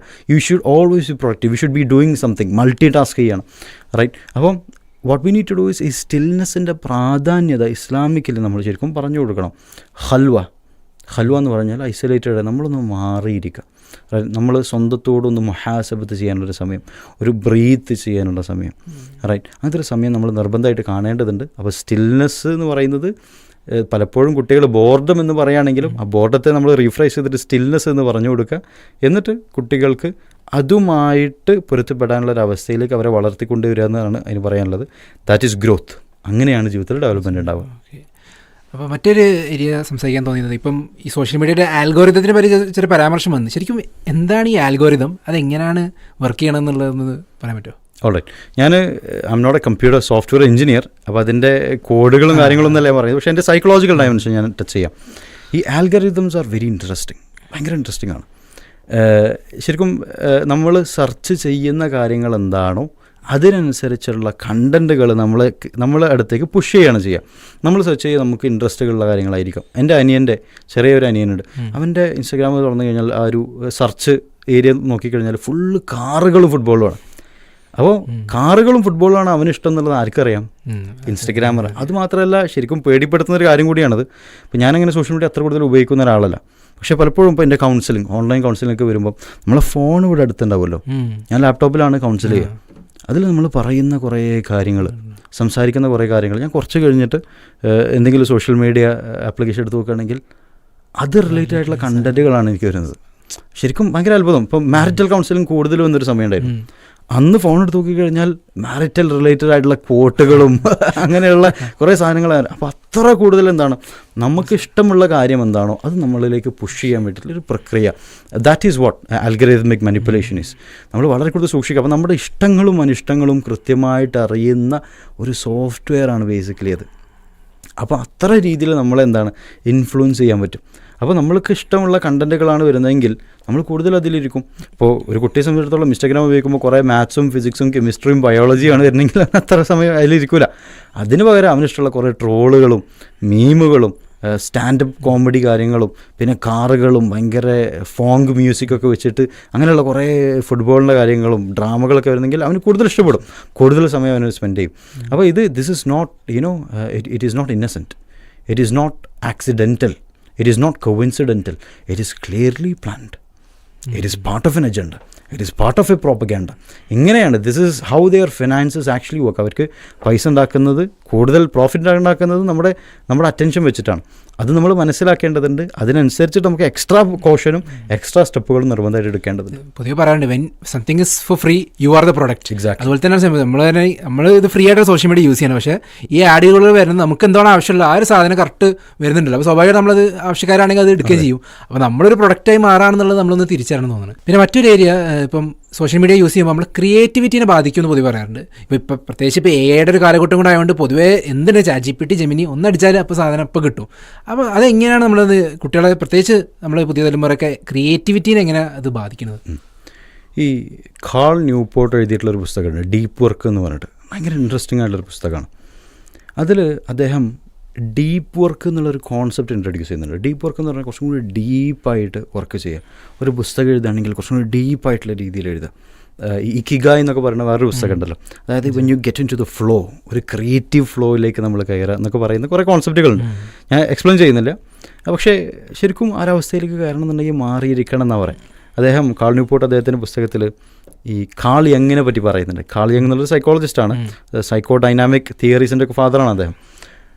അദ്ദേഹം സിഗ്മണ്ട് ഫ്രോയിഡുമായിട്ടൊരു പ്രശ്നം ഉണ്ടായപ്പം അതിൽ നിന്ന് മാറി അദ്ദേഹത്തിൻ്റെ സ്കൂൾ ഓഫ് തോട്ട് ഡെവലപ്പ് ചെയ്യാൻ വേണ്ടിയിട്ട് പോയിരുന്നത് ലൈബ്രറിയിലല്ല.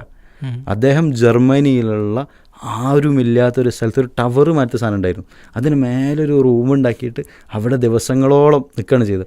അദ്ദേഹത്തിൻ്റെ ഭാര്യ ഭക്ഷണമായി എന്ന് വിളിച്ച് പറഞ്ഞിരുന്നത് മണിയടിച്ചിട്ട്, ദൂരത്തുനിന്ന് മണിയടിച്ചിട്ട് പറയും ഭക്ഷണത്തിൻ്റെ ടൈം നിങ്ങൾ ഇറങ്ങിപ്പോയിരുന്നാണ് പറയാം. അപ്പോൾ എന്തിനാണ് ആ ഒരു സൈക്കോളജിസ്റ്റ് അത്ര സമയം മാറി നിന്നിട്ട് അവിടെ നിന്ന് ചോദിച്ചു കഴിഞ്ഞാൽ so that he can work very deeply. അദ്ദേഹത്തിൻ്റെ ക്രിയേറ്റിവിറ്റി കുറച്ചും കൂടി നല്ല രീതിയിൽ ഉത്തേജിപ്പിക്കാൻ പറ്റുന്നൊരു മാർഗ്ഗമാണ് സെൽഫ് ഐസൊലേഷൻ എന്ന് പറയുന്നത്. Albert Einstein is A good example. Isaac Newton is A good example. അങ്ങനെ ഇന്നൊവേറ്റീവ് ആയിട്ടുള്ള ഔട്ട്പുട്ട്സ് ഉണ്ടാക്കിയിട്ടുള്ള, ഡിസ്കവറീസ് ഉണ്ടാക്കിയിട്ടുള്ള, അതുപോലെ തന്നെ ഇൻവെൻഷൻസ് ഉണ്ടാക്കിയിട്ടുള്ള ആളുകളിലൊക്കെ നമ്മൾ ഈ സെൽഫ് ഐസൊലേഷൻ കാണാൻ പറ്റും. അതിലൂടെ കുറേ കൂടുതൽ അവരുടെ ക്രിയേറ്റിവിറ്റി അല്ലെങ്കിൽ ബ്രെയിനിൻ്റെ ക്രിയേറ്റീവ് ഫാക്കൽറ്റീസ് വർദ്ധിപ്പിച്ചതായിട്ട് കാണാൻ സാധിക്കും. ഇനി വേറൊരു പ്രശ്നം എന്ന് പറയുന്നത് ബ്രെയിൻ എത്രത്തോളം നമ്മൾ ഉപയോഗിക്കുന്നു അത്രത്തോളമാണ് ശരിക്കും നമുക്ക് അതിൻ്റെ റിസൾട്ട് കിട്ടുക. പക്ഷെ അതിനുള്ള സമയമില്ല.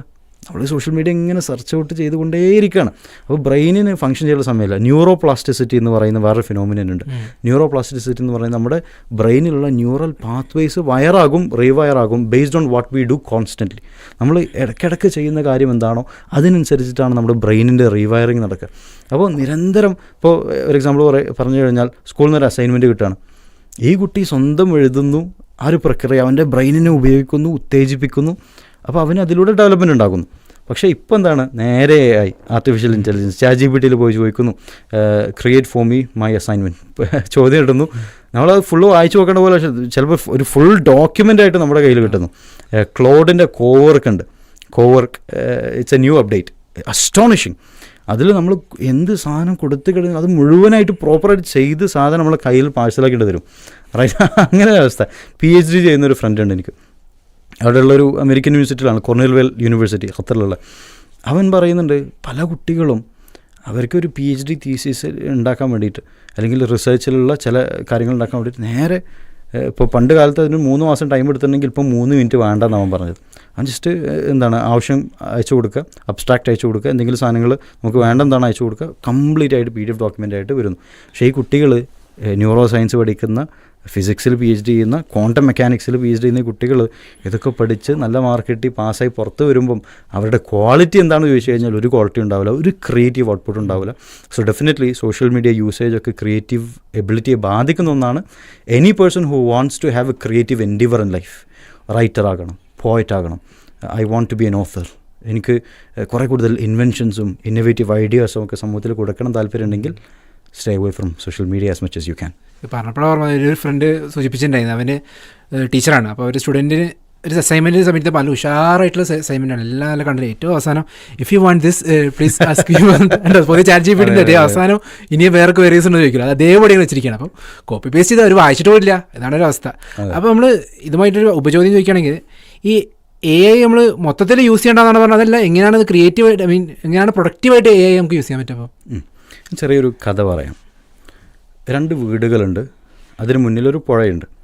ഈ പുഴ വർഷം കൂടുമ്പോൾ ഇങ്ങനെ അത് ഉയർന്ന് സീ ലെവലിൻ്റെ മേലോട്ട് വരും എന്നുള്ളത് ഉറപ്പാണ്. അങ്ങനെ റാപ്പിഡ് റേറ്റിലാണ് അതിങ്ങനെ ഉയർന്നു വരുന്നത്. 2 വീടുകളിലും 2 കുട്ടികളുണ്ട്. 10 വയസ്സുള്ള ഒരു വീട്ടിലൊരു 10 വയസ്സുള്ള കുട്ടി, മറ്റേ വീട്ടിലൊരു 10 വയസ്സുള്ള കുട്ടി. ഒന്നാമത്തെ വീട്, let's name it house A, right. ആ ഹൗസ് എയിലുള്ള കുട്ടിയോട് പാരൻറ്റ് പറയാണ്, മോനെ നീ സൂക്ഷിക്കണം, നീ ആ റിവറിൻ്റെ അടുത്തേക്ക് തന്നെ പോരുത്, അതിൽ ചിലപ്പോൾ മുതലകളുണ്ടാകാം, പാമ്പുകളുണ്ടാകാം, നിനക്ക് നീന്താൻ അറിയില്ല പറഞ്ഞ് പേടിപ്പിച്ച് കുട്ടിയെ അതിൽ നിന്ന് കംപ്ലീറ്റ് ആയിട്ട് മാറ്റി നിർത്തണം. പക്ഷേ ഫൈനലി നമുക്ക് എന്തറിയാം, ഈ പുഴ ഉയർന്നു വന്നിട്ട് കുട്ടി എന്തായാലും ഇതായിട്ട് എൻഗേജ് ചെയ്യേണ്ടി വരും, ഉറപ്പാണ്. രണ്ടാമത്തെ വീട്ടിലെ പാരൻസ് കുട്ടിയോട് പറയാണ്, മോനെ പുഴയുണ്ട്, നീ നീന്താൻ പഠിക്കണം, മുതലകളുണ്ടാകും, അപ്പം മുതലകൾ എങ്ങനെ നേരിടണം നീ പഠിക്കണം, പാമ്പുകളുണ്ടാകും, പാമ്പ് വിഷം കടിയേറ്റ് കഴിഞ്ഞാൽ എന്ത് ചെയ്യണമെന്ന് നീ പഠിക്കണം, റൈറ്റ്. എവിടേക്കാണ് ഏത് രീതിയിലാണ് നീന്തൽ, ഭയങ്കര പരിശീലനം കൊടുക്കണം. ഞാൻ ചോദിക്കട്ടെ, ഏത് വീട്ടിലെ കുട്ടിയാണ് ശരിക്കും രക്ഷപ്പെടുക? രണ്ടാമത്തെ വീട്ടിൽ. അതുപോലെയാണ് AI എന്നുള്ളതൊരു റെവല്യൂഷനാണ്. You can't deny that, you can't stop it, right. അത് അത്രയും പവർഫുൾ ആയിട്ടുള്ള ഒരു മൂവ്മെൻറ്റാണ്, റൈറ്റ്. ഇലോൺ മസ്ക് അദ്ദേഹത്തിൻ്റെ ഇൻ്റർവ്യൂസിലൊക്കെ പറയുന്നത് കേട്ട് നമുക്ക് പലപ്പോഴും നമ്മളെ ആളുകൾ നാട്ടിലൊന്നും ഇതിൻ്റെ ഡെപ്ത് മനസ്സിലാക്കിയിട്ടില്ല നമുക്ക് തോന്നിപ്പോകും, ഞാൻ ഉൾപ്പെടെ കേട്ടോ. അപ്പോൾ ശരിക്കും this is a revolution, it is going to engulf all areas, right. അത് ജോലികൾ, സ്റ്റെം ഏരിയാസ് ആണെങ്കിലും എന്ത് അവസ്ഥയിലാണെങ്കിലും it is all going to engulf all those areas. അപ്പോൾ നമ്മൾ ചെയ്യേണ്ടത് അതിനനുസരിച്ച് കുട്ടികളെ പ്രാപ്തരാക്കുക എന്നുള്ളത്. You cannot deny AI, but you can adapt yourself to AI. നമ്മുടെ പ്രോട്ടോകോൾസ് ശർഈയായിട്ട് ഹലാലായിട്ടുള്ള രീതിയിൽ ഇതിനെങ്ങനെ ഉപയോഗിക്കാം എന്നുള്ള ചർച്ചകൾ നടക്കേണ്ടതുണ്ട്. നമ്മുടെ നാട്ടിൽ എവിടെയാണ് നടക്കുന്നത്? അത് നടക്കുന്നില്ല, റൈറ്റ്. അപ്പോൾ അങ്ങനെയുള്ള അതിൻ്റെ കണ്ടിന്യൂസ് ആയിട്ട് അതിന് പാരലായിട്ട് നടക്കുന്ന കുറേ സോഷ്യോളജിക്കൽ ചേഞ്ചുകളുണ്ട്. ലിബറലിസത്തിൻ്റെ സ്പ്രെഡ് കൂടിയിട്ടുണ്ട്. ഫോർ എക്സാമ്പിൾ പറയുന്നത് സെക്സ് എഡ്യൂക്കേഷൻ എന്ന് പറഞ്ഞിട്ട് ഗവൺമെൻറ് ഒരു ലിബറൽ ഓറിയൻറ്റഡ് ആയിട്ടുള്ള സിലബസ് ഉണ്ടാക്കുകയാണ്. നമ്മുടെ സമയത്ത് ഇതൊരു ചർച്ച തന്നെ ഇല്ല. ഇതെന്തോ it's considered something that is extremely taboo. ഞാൻ പറയാം, we need an Islamic alternative to it. That's what we building at Qaf academy. അപ്പം അങ്ങനെ ഒരു ആൾട്ടർനേറ്റീവ് നിർബന്ധമായിട്ട് നമുക്ക് ഉണ്ടാവേണ്ടതുണ്ട്. സിമിലർലി ഞാൻ പറയാം, AI-ൻ്റെ വിഷയത്തിൽ, സോഷ്യൽ മീഡിയയുടെ വിഷയത്തിൽ വി നീഡ് ആൻ ആൾട്ടർനേറ്റീവ്. ഇനി അത് കൊടുക്കാൻ പറ്റുന്നില്ല എന്നുണ്ടെങ്കിൽ നമ്മൾ ഇനി അതുമായിട്ട് എങ്ങനെ എൻഗേജ് ചെയ്യണമെന്നത് പഠിപ്പിച്ചു കൊടുക്കണം. റെഗുലേറ്ററി ആയിട്ട് എങ്ങനെ ചെയ്യണം, ഹലാൽ ഫോളോ ചെയ്തുകൊണ്ട് എങ്ങനെ ചെയ്യണം, how to be more value oriented and principled when you use your AI എന്നുള്ളതിൻ്റെ ട്രെയിനിങ് മദ്രസകളിൽ കൊടുക്കാനുള്ള സമയമായിട്ടുണ്ട് എന്നുള്ളതാണ് എനിക്ക് പറയാനുള്ളത്. ഇപ്പോൾ പാരൻസ് ചെയ്യേണ്ട ചില കാര്യമാണ് പറഞ്ഞത്. ഇപ്പോൾ ഇതുപോലെ ചില പാരൻസ് പറയാറുണ്ട്, ഇപ്പോൾ അവർ കുട്ടികൾ ഭക്ഷണം കഴിക്കണമെങ്കിൽ എന്തെങ്കിലും ഒന്ന് അടങ്ങിയിരിക്കണമെങ്കിൽ ഫോൺ കയ്യിൽ കൊടുത്താൽ അടങ്ങി നിന്നോളും, പിന്നെ കാര്യങ്ങൾ നടക്കും. അതുകൊണ്ട് നല്ല ഡിസിപ്ലിൻഡ് ആയി വരും കുട്ടികളെ അങ്ങനെ കൊടുക്കുമ്പോൾ. പക്ഷേ അതിൻ്റെ ഒരു ലോങ് ടേം എഫക്റ്റ് ഉണ്ട്. അങ്ങനെ ഒരു ഫോൺ ചെറിയ പ്രായത്തിൽ തന്നെ ഫോൺ കൊടുത്തിട്ട് ഓരോ കാര്യങ്ങൾ ചെയ്യിപ്പിക്കുക എന്നൊരു ഇതുണ്ടല്ലോ. അങ്ങനത്തെ പാരൻസിനോട് എന്താ പറയാനുള്ളത്? അമേരിക്കൻ അക്കാഡമി ഓഫ് പീഡിയാട്രിക്സ് അവർക്ക് ക്ലിയർ ആയിട്ടുള്ളൊരു പ്രോട്ടോക്കോൾ ഉണ്ട് ഈ വിഷയത്തിൽ. 2 വയസ്സുള്ള കുട്ടികൾക്ക്, അതിനിടയിലുള്ള കുട്ടികൾക്കൊന്നും ഫോൺ കൊടുക്കുകയേ ചെയ്യരുത് എന്നുള്ളതാണ്. 5 വയസ്സ് വരെയുള്ള കുട്ടികൾക്ക് വേണമെന്നുണ്ടെങ്കിൽ കുറച്ച് സമയം, ഒരു 1 hour കൊടുക്കാം, but it should be supervised ആകണം, പാരൻസ് അടുത്തുണ്ടാകണം, കണ്ടൻറ്റ് ഫിൽറ്റേർഡ് ആകണം, അങ്ങനെ കുറേ ക്രൈറ്റീരിയകൾ അതിൽ പറയുന്നുണ്ട്, റൈറ്റ്. പക്ഷേ നാട്ടിൽ കുട്ടികൾക്ക് കൊടുക്കുന്ന സാധനം തന്നെ ഇങ്ങനെ പ്രോട്ടോകോൾസ് പാലിച്ചുകൊണ്ടൊന്നുമല്ല, ഒരിക്കലുമല്ല, റൈറ്റ്. എനിക്ക് ഓർമ്മയുണ്ട്, ഞാൻ ഒരു മദ്രസയിൽ പ്രോഗ്രാമിന് പോയി. അത് കഴിഞ്ഞ ശേഷം കുട്ടികളിങ്ങനെ വരും. നമ്മൾ കുട്ടികളുടെ ഭയങ്കര രസമായിട്ട് സംസാരിച്ച് കഴിഞ്ഞാൽ അവരിങ്ങനെ അടുത്ത് വരും, അവർ നമ്മളിങ്ങനെ ചോദ്യങ്ങൾ ചോദിക്കും. അങ്ങനെ ഞാനവിടെ ഇരിക്കുകയാണ്, ഭക്ഷണം കഴിച്ചതിന് ശേഷം ഇരിക്കുകയാണ്. അപ്പുറത്ത് കുട്ടികൾ ഇരിക്കുന്നുണ്ട്, ചില കുട്ടികൾ പാരൻസിനെ കാത്തിക്കുകയാണ്. അപ്പോൾ ഒരു കുട്ടി ഒരു പാട്ട് പാടുന്നുണ്ട്. ആ പാട്ട് എന്ന് പറഞ്ഞാൽ അത്രയും വൾഗറായിട്ടുള്ള പാട്ട്, ഇങ്ങനെ വെറുതെ ഇരിക്കുമ്പോൾ ഇങ്ങനെ ട്യൂണിൽ ഇങ്ങനെ പാടുകയാണ്. അപ്പോൾ ഞാൻ ചോദിച്ചു, മോനെ ഇത് എവിടെ നിന്നൊക്കെ കിട്ടിയത്? അപ്പോൾ ഞാനിങ്ങനെ കാണുമ്പോൾ അങ്ങനെ കണ്ടാണ്. അപ്പോൾ കുറേ കണ്ടിട്ട് ഞാനത് പഠിച്ചു. അപ്പോൾ പാരൻസിന് അറിയില്ല ഈ കുട്ടി പഠിച്ചിട്ടുണ്ടെന്നുള്ളത്. അപ്പം ഒരു സൂപ്പർവൈസ്ഡ് ആയിട്ടുള്ളൊരു അവസ്ഥയിൽ കുട്ടി ആണ് കണ്ടിട്ടുണ്ടെങ്കിൽ ഈ ഒരു അവസ്ഥ വരില്ലായിരുന്നു. സുബ്ഹാനല്ലാഹ്. അപ്പോൾ പാരൻസിനോട് പറയാനുള്ളത്, ഒരിക്കലും നിങ്ങളുടെ കുട്ടികൾക്ക് ഭക്ഷണം കഴിക്കാൻ വേണ്ടി അവർക്ക് അവരുടെ അടുത്ത് നിന്ന് നെഗറ്റീവ് റിയാക്ഷൻസ് ഉണ്ടാകാതിരിക്കാൻ വേണ്ടി ഫോൺ കൊടുക്കരുത്. എങ്ങനെ നിങ്ങൾ കൊടുക്കുന്നതിൻ്റെ ഒരു അനാലജി എന്ന് പറയുന്നത് അവരുടെ കയ്യിൽ ഒരു കത്തി കൊടുക്കുന്ന പോലെയാണ്. നിങ്ങളുടെ മകൻ്റെ കയ്യിൽ ഒരു 4 വയസ്സുള്ള 5 വയസ്സുള്ള 8 വയസ്സുള്ള കുട്ടീൻ്റെ കയ്യിൽ കത്തി കൊടുക്കൂ? ഒരിക്കലും കൊടുക്കൂല. അവന് നിങ്ങൾ ഫോൺ എന്തിനാണ് കൊടുക്കുന്നത്? ശരിക്കും നമ്മൾ ചിന്തിക്കേണ്ട കാര്യമാണ്. ഞാൻ പറയുന്നത് നിങ്ങൾ തീരെ കൊടുക്കരുത് എന്നുള്ളതല്ല, പക്ഷേ റെഗുലേറ്റഡ് ആയിട്ട് നിങ്ങൾ കൊടുത്തോളൂ. ടൈം ഡിപ്പെൻഡൻ്റ് ആയിരിക്കണം, സൂപ്പർവൈസ്ഡ് ആയിരിക്കണം. അങ്ങനെയുള്ള പ്രോട്ടോകോൾസ് ക്ലിയർ ആയിട്ട്, ക്രൈറ്റീരിയകൾ ക്ലിയർ ആയിട്ട്, കുട്ടികൾ ഈ ഡിജിറ്റൽ ഡിവൈസുമായിട്ട് ഓവർ ഡിപ്പെൻഡഡ് ആകാത്തൊരവസ്ഥയിലാണ് നിങ്ങൾ മാനേജ് ചെയ്യുന്നതെങ്കിൽ ദെൻ യു ക്യാൻ ഗിവ്. പക്ഷേ അതല്ലാതെ എല്ലാ രീതിയിലും ഒരു ഇൻടോക്സിക്കേഷന് വേണ്ടി കുട്ടികൾക്ക് ഡിജിറ്റൽ ഡിവൈസുകൾ ഒരിക്കലും കൊടുക്കരുത് എന്നുള്ളത് തന്നെയാണ് പറയാനുള്ളത്. അൽഹംദുലില്ലാഹ്. ഇപ്പോൾ പല ഏരിയ നമ്മൾ ചർച്ച ചെയ്ത സോഷ്യൽ മീഡിയയെ ബന്ധപ്പെട്ട അതിൻ്റെ യൂസേജും അതിൻ്റെ അഡിക്ഷനും അൽഗോരിതങ്ങളും പല ഏരിയയും പറഞ്ഞു. ഇപ്പം ഒരു ഇസ്ലാമിക് പെർസ്പെക്റ്റീവ് നമുക്ക് എന്താണ് മുന്നോട്ട് വെക്കുന്നത്? റസൂൽ സല്ലല്ലാഹു അലൈഹി വസല്ലമയുടെ മാതൃകയിലും അല്ലെങ്കിൽ അതുപോലെ ഖുറാനിലും എന്താണ് നമുക്കൊരു ഇതിൻ്റെ ഒരു റെമഡി ആയിട്ട് ഇത്തരത്തിലുള്ള ഒരു അഡിക്ഷനോട്ട് പോകാതിരിക്കാൻ, അതുപോലെ തന്നെ ഇതിൽ നിന്ന് നമ്മൾ ഇത്തരത്തിലുള്ള പ്രശ്നങ്ങൾ പോകാതിരിക്കാനുള്ള ഒരു സൊല്യൂഷൻ എന്തായിരിക്കും? ഇസ്ലാമിന് തെർബിയത്തിൻ്റെ രീതിശാസ്ത്രമുണ്ട്, മെത്തഡോളജി ഓഫ് പാരൻറ്റിങ്, റൈറ്റ്. അപ്പോൾ അത് നമ്മൾ ക്ലിയറായിട്ട് പഠിക്കുക എന്നുള്ളതാണ് ഒന്നാമത്തെ വിഷയം. അപ്പോൾ ഞാൻ നേരത്തെ പറഞ്ഞല്ലോ, നബി സല്ലല്ലാഹു അലൈഹി വസല്ലമ എങ്ങനെയാണ് കുട്ടികളുമായിട്ട് ഡീൽ ചെയ്തത്. അവരെ കുറേ അടിക്കുക, അതേമാതിരി കുറേ ചീത്ത പറയുക എന്നുള്ളതല്ല.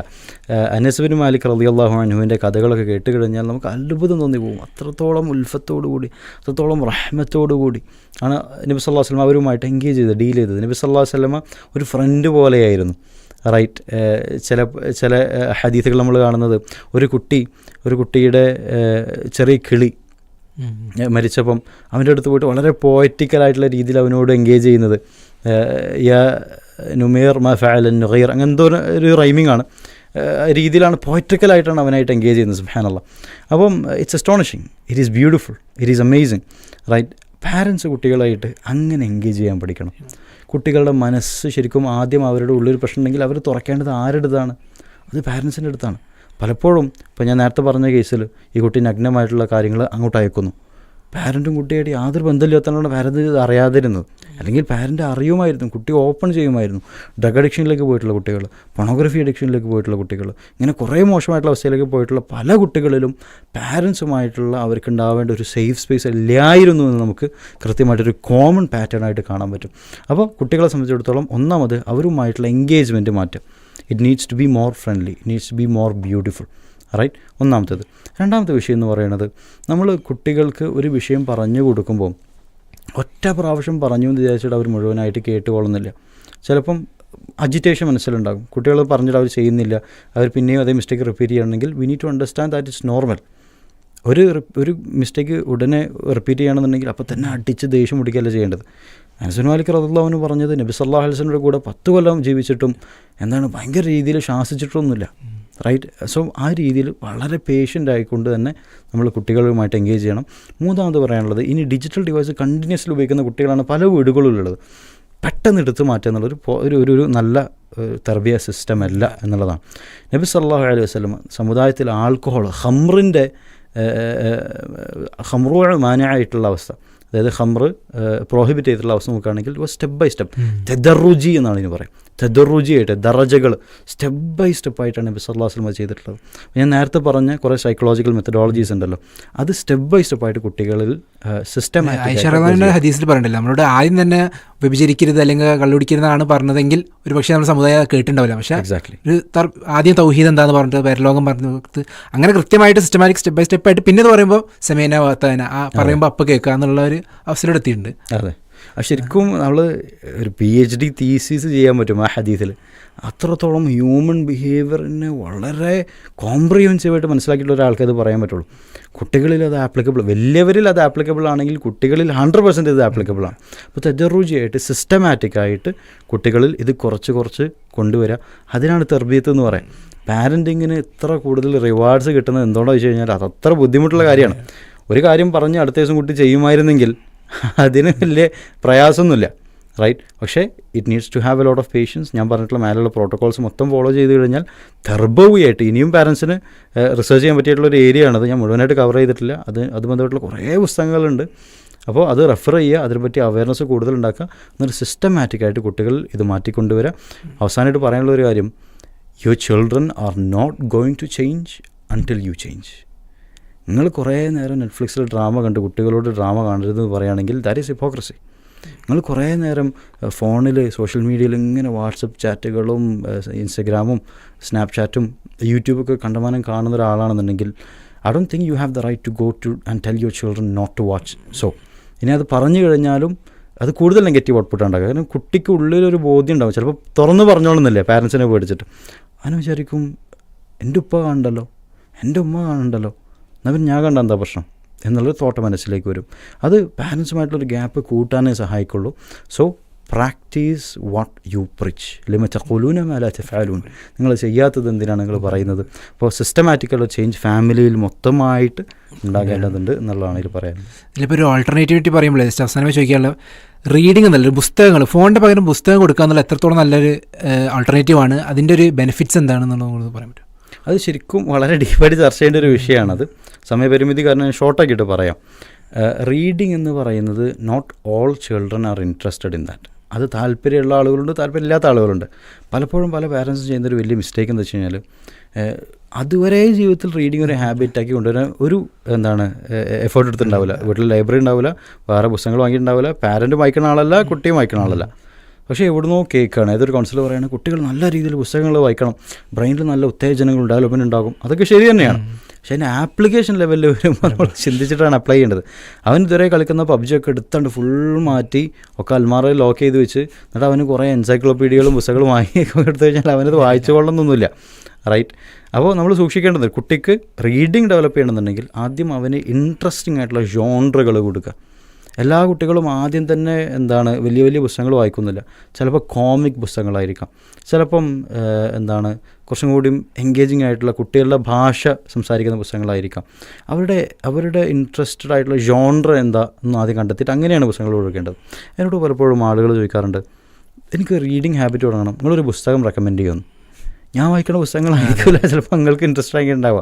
റൈറ്റ്. എനിക്ക് എൻ്റെ ഒരു ഇൻട്രസ്റ്റും ഏരിയ ഓഫ് ഹോബിയൊക്കെ ഉണ്ടാകാം. അത് എല്ലാ ആളുകൾക്കും അതേപോലെ അപ്ലിക്കബിൾ ആണെന്നൊന്നുമില്ല. അപ്പം ഞാൻ അവരോട് പറയാറ്, what is the genre your interested in? നോവലാണോ നിങ്ങൾക്ക് ഇൻട്രസ്റ്റ് ഉള്ളത്? എന്നാൽ പിന്നെ നിങ്ങൾ ജനറൽ നോവൽ വായിച്ചു തുടങ്ങിക്കോളൂ. ഡാൻ ബ്രൗണിൻ്റെ ഒരു നോവലാണ് ചിലപ്പോൾ നിങ്ങൾക്ക് അപ്ലിക്കബിൾ ആയിട്ടുണ്ടാകുക. മറ്റു ചില ആളുകൾക്ക് ചിലപ്പോൾ ആവശ്യം ഉണ്ടായിരിക്കുക കുറച്ചും കൂടിയും ഓട്ടോബയോഗ്രഫിക്കലായിട്ടുള്ള അങ്ങനെയായിരിക്കും. അവർക്ക് ഫിക്ഷൻ വായിക്കാൻ ഇൻട്രസ്റ്റ് ഉണ്ടാവില്ല. അപ്പോൾ അതുപോലെ കുട്ടികൾക്ക് എന്താണ് ഇൻട്രസ്റ്റ് ഉള്ളത് ആ ഒരവസ്ഥയിലേക്ക് അവർക്ക് ജനറൽ റീഡിങ് തുടങ്ങാം. എന്നിട്ട് സ്ലോലി അത് കുറച്ചും കൂടി ഡീപ്പായിട്ട് പോകുക. റൈറ്റ്. കോമിക് പുസ്തകങ്ങളാണ് പലപ്പോഴും പല കുട്ടികൾക്കും വർക്ക് ചെയ്യുക. അത് വെച്ച് തുടങ്ങിക്കോട്ടെ. അത് ചിലപ്പോൾ ഏറ്റവും ബെസ്റ്റായിട്ടുള്ള ഓപ്ഷനൊന്നും ആവില്ല. റൈറ്റ്. ഒരു ആവശ്യമില്ലാത്ത കുറേ കഥകളൊക്കെ ആയിരിക്കും അതിലുണ്ടാവുക. എന്നാലും അത് വായിച്ചു തുടങ്ങിക്കോട്ടെ, ഒരു ഹാബിറ്റായിട്ട് മാറാൻ. എന്നിട്ട് ഡീപ്പായിട്ട് ഉള്ളിലേക്ക് കൊണ്ടുപോകുക എന്നുള്ളതാണ്. പിന്നെ ഡെവലപ്പ് ചെയ്യാൻ വേണ്ടി ഒരു സിസ്റ്റം വീട്ടിൽ കൊണ്ടുവരിക. ഇത്ര പേജ് വായിച്ചു കഴിഞ്ഞാൽ you have this reward. Right. ആരാണ് ഏറ്റവും കൂടുതൽ പുസ്തകങ്ങൾ വായിക്കുക നമുക്കൊന്ന് ട്രാക്ക് ചെയ്യാം, ഒരു ചാർട്ടൊക്കെ ഉണ്ടാക്കിയിട്ട് അങ്ങനെ വീട്ടിലൊരു സിസ്റ്റം കൊണ്ടു കഴിഞ്ഞാൽ ഭയങ്കര രസകരമായിട്ടത് ചെയ്യാൻ പറ്റും. ഞാൻ കൊച്ചിയിൽ പോയപ്പോൾ അവിടെ കണ്ടിട്ടുള്ള ഒരാളെ പറ്റി ഞാൻ പറയാം. അദ്ദേഹത്തിൻ്റെ പേര് പറയുന്നതിൽ പ്രശ്നമൊന്നും ഉണ്ടാവില്ല എന്നുള്ളത് കൊണ്ട് പേരും പറയാണ് ഇൻഷാ അല്ലാഹ്. അവിടെ റുസ്തും എന്ന് പറഞ്ഞിട്ട് ഒരാളുണ്ട്. ഈ ചോദ്യം ചോദിച്ചപ്പോൾ എൻ്റെ മനസ്സിൽ വന്നത് ഫാമിലി ഞാൻ വീട്ടിൽ പോയിട്ടുണ്ടായിരുന്നു. അപ്പോഴും എൻ്റെ മനസ്സിലോട്ട് പറഞ്ഞോളൂ. നമ്മൾ കുറേ ചൈൽഡ് സൈക്കോളജി തിയറീസ് പ്രിൻസിപ്പിൾസൊക്കെ കേൾക്കാറുണ്ട്, അത് നമ്മൾ മനസ്സിലാക്കാറുണ്ട്. പക്ഷേ അത് മുഴുവനായിട്ട് അപ്ലൈ ചെയ്തിട്ടുള്ള വീടുകളൊന്നും എത്ര കൂടുതൽ കണ്ടിട്ടില്ല. പക്ഷേ അദ്ദേഹത്തിൻ്റെ വീട്ടിൽ പോയപ്പം എനിക്ക് ഭയങ്കര സന്തോഷം തോന്നിപ്പോയി. അദ്ദേഹത്തിൻ്റെ മക്കളോട് സംസാരിക്കും, ഭയങ്കര മെച്യൂറാണ്, കുറേ വിഷയങ്ങൾ കൈകാര്യം ചെയ്യാൻ അവർക്ക് ഡെപ്ത് ഉണ്ട്. മദ്രസകളിൽ പഠിക്കുന്ന ഇസ്ലാമിക് സ്റ്റഡീസിനേക്കാൾ അപ്പുറം ബിയോണ്ട് ദാറ്റ് കാര്യങ്ങളെ കുറച്ചും കൂടി ഹിസ്റ്റോറിക്കലായിട്ട് ക്രിട്ടിക്കലായിട്ട് അനലൈസ് ചെയ്യാൻ പറ്റുന്ന ഒരു thinking ability, creative thinking ability കുട്ടികളിലുണ്ട്. അതിൻ്റെ ഒരു കാരണം എന്ന് പറയുന്നത് അവരുടെ ബുക്ക് ഷെൽഫ് കണ്ടപ്പോൾ എനിക്ക് മനസ്സിലായി. റൈറ്റ്. അടിപൊളി പുസ്തകങ്ങൾ, മാഷാ അല്ലാഹ്, നല്ല പുസ്തകങ്ങൾ. ഞാനിവിടെ പോയപ്പോൾ അദ്ദേഹത്തിൻ്റെ അടുത്ത് ചില പുസ്തകങ്ങൾ എടുത്തു പോയി. എന്താണ് നമ്മൾ പ്രാവശ്യം ഒരുമിച്ച് പോയി. അതെ ഭയങ്കര രസകരമായി എനിക്ക് തോന്നിയിട്ടുണ്ട്. അപ്പോൾ കുട്ടികളെ എൻഗേജ് ചെയ്യുമ്പോൾ ഒരു മെച്യൂരിറ്റി ഉണ്ട്. അപ്പോൾ അതൊക്കെ ഉണ്ടാകാനുള്ള കാരണം എന്ന് വെച്ച് കഴിഞ്ഞാൽ ഈ വീട്ടിലൊരു എൻവയോൺമെൻറ്റ് ഇങ്ങനെ തന്നെയാണ്. ആ കുട്ടി മാത്രമല്ല വായിക്കുന്നത്, എല്ലാവരും വായിക്കുന്നു. ആ വായിക്കുന്നതിന് ചില സ്പെസിഫിക് മെത്തഡോളജികളുണ്ട്, ചില സ്പെസിഫിക് രീതിശാസ്ത്രങ്ങളുണ്ട്. വളരെ ക്രിയേറ്റീവായിട്ടുള്ള രീതിയിലാണ് അവരത് ഇംപ്ലിമെൻറ്റ് ചെയ്തിട്ടുള്ളത്. സുബ്ഹാനല്ലാഹ്. So that's a beautiful thing. അപ്പോൾ അങ്ങനെ വീട്ടിലൊരു സിസ്റ്റമാറ്റിക് ആയിട്ടുള്ള മാറ്റം ഉണ്ടാക്കി കഴിഞ്ഞാൽ നമുക്ക് will have a lot more productive output. അല്ലാതെ നാളെ തന്നെ കുട്ടിക്ക് മജ്മുഅത്തുൽ ഫതാവ ഇബ്നു തൈമിയ്യ റഹിമഹുല്ലാഹിന്റെ 36 വോളിയം വാങ്ങിക്കൊടുത്തു കഴിഞ്ഞാൽ ഒന്നും നാളെ വായിക്കാനൊന്നും പോകണില്ല. റൈറ്റ്.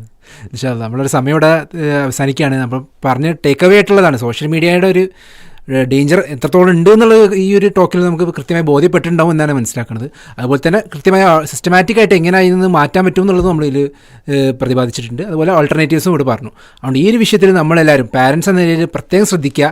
ഈ ഒരു ക്യാമ്പയിൻ നമ്മൾ മുന്നോട്ട് വെക്കുമ്പോൾ നമ്മളെ കുട്ടിക്കളിയല്ല സോഷ്യൽ മീഡിയ എന്ന് പറയുമ്പോൾ തന്നെ അതുകൊണ്ട് നമ്മൾ ഉദ്ദേശിക്കുന്നതാണ് ഈ അണ്ടർ ഏജ് ആയിട്ടുള്ള ടീനേജേഴ്സിന് സോഷ്യൽ മീഡിയയിൽ ഉണ്ടാവുന്ന ഓരോ പ്രശ്നങ്ങൾ നമ്മൾ ദിനേന വായിച്ചുകൊണ്ടിരിക്കുകയാണ്.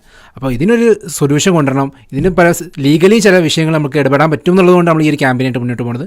അതുകൊണ്ട് നമ്മൾ ലീഗലി മാത്രമല്ല നമുക്ക് വ്യക്തിപരമായിട്ട് നമുക്ക് നമ്മുടെ ഫാമിലിയിൽ എന്തൊക്കെ ചെയ്യാൻ പറ്റും എന്നാണ് ഈ ഒരു വിഷയത്തിൽ നമ്മൾ പറഞ്ഞത്. നമ്മളോട് ഇത്ര നേരം സംബന്ധിച്ച വാഫി ഷിഹാദിന് അല്ലാഹു തക്കതായ പ്രതിഫലം നൽകട്ടെ എന്ന് പ്രാർത്ഥിച്ചുകൊണ്ട് ഈ ഒരു പോഡ്കാസ്റ്റോട് അവസാനിപ്പിക്കുന്നു. അസ്സലാമു അലൈക്കും വറഹ്മത്തുള്ളാഹി വബറകാതുഹു.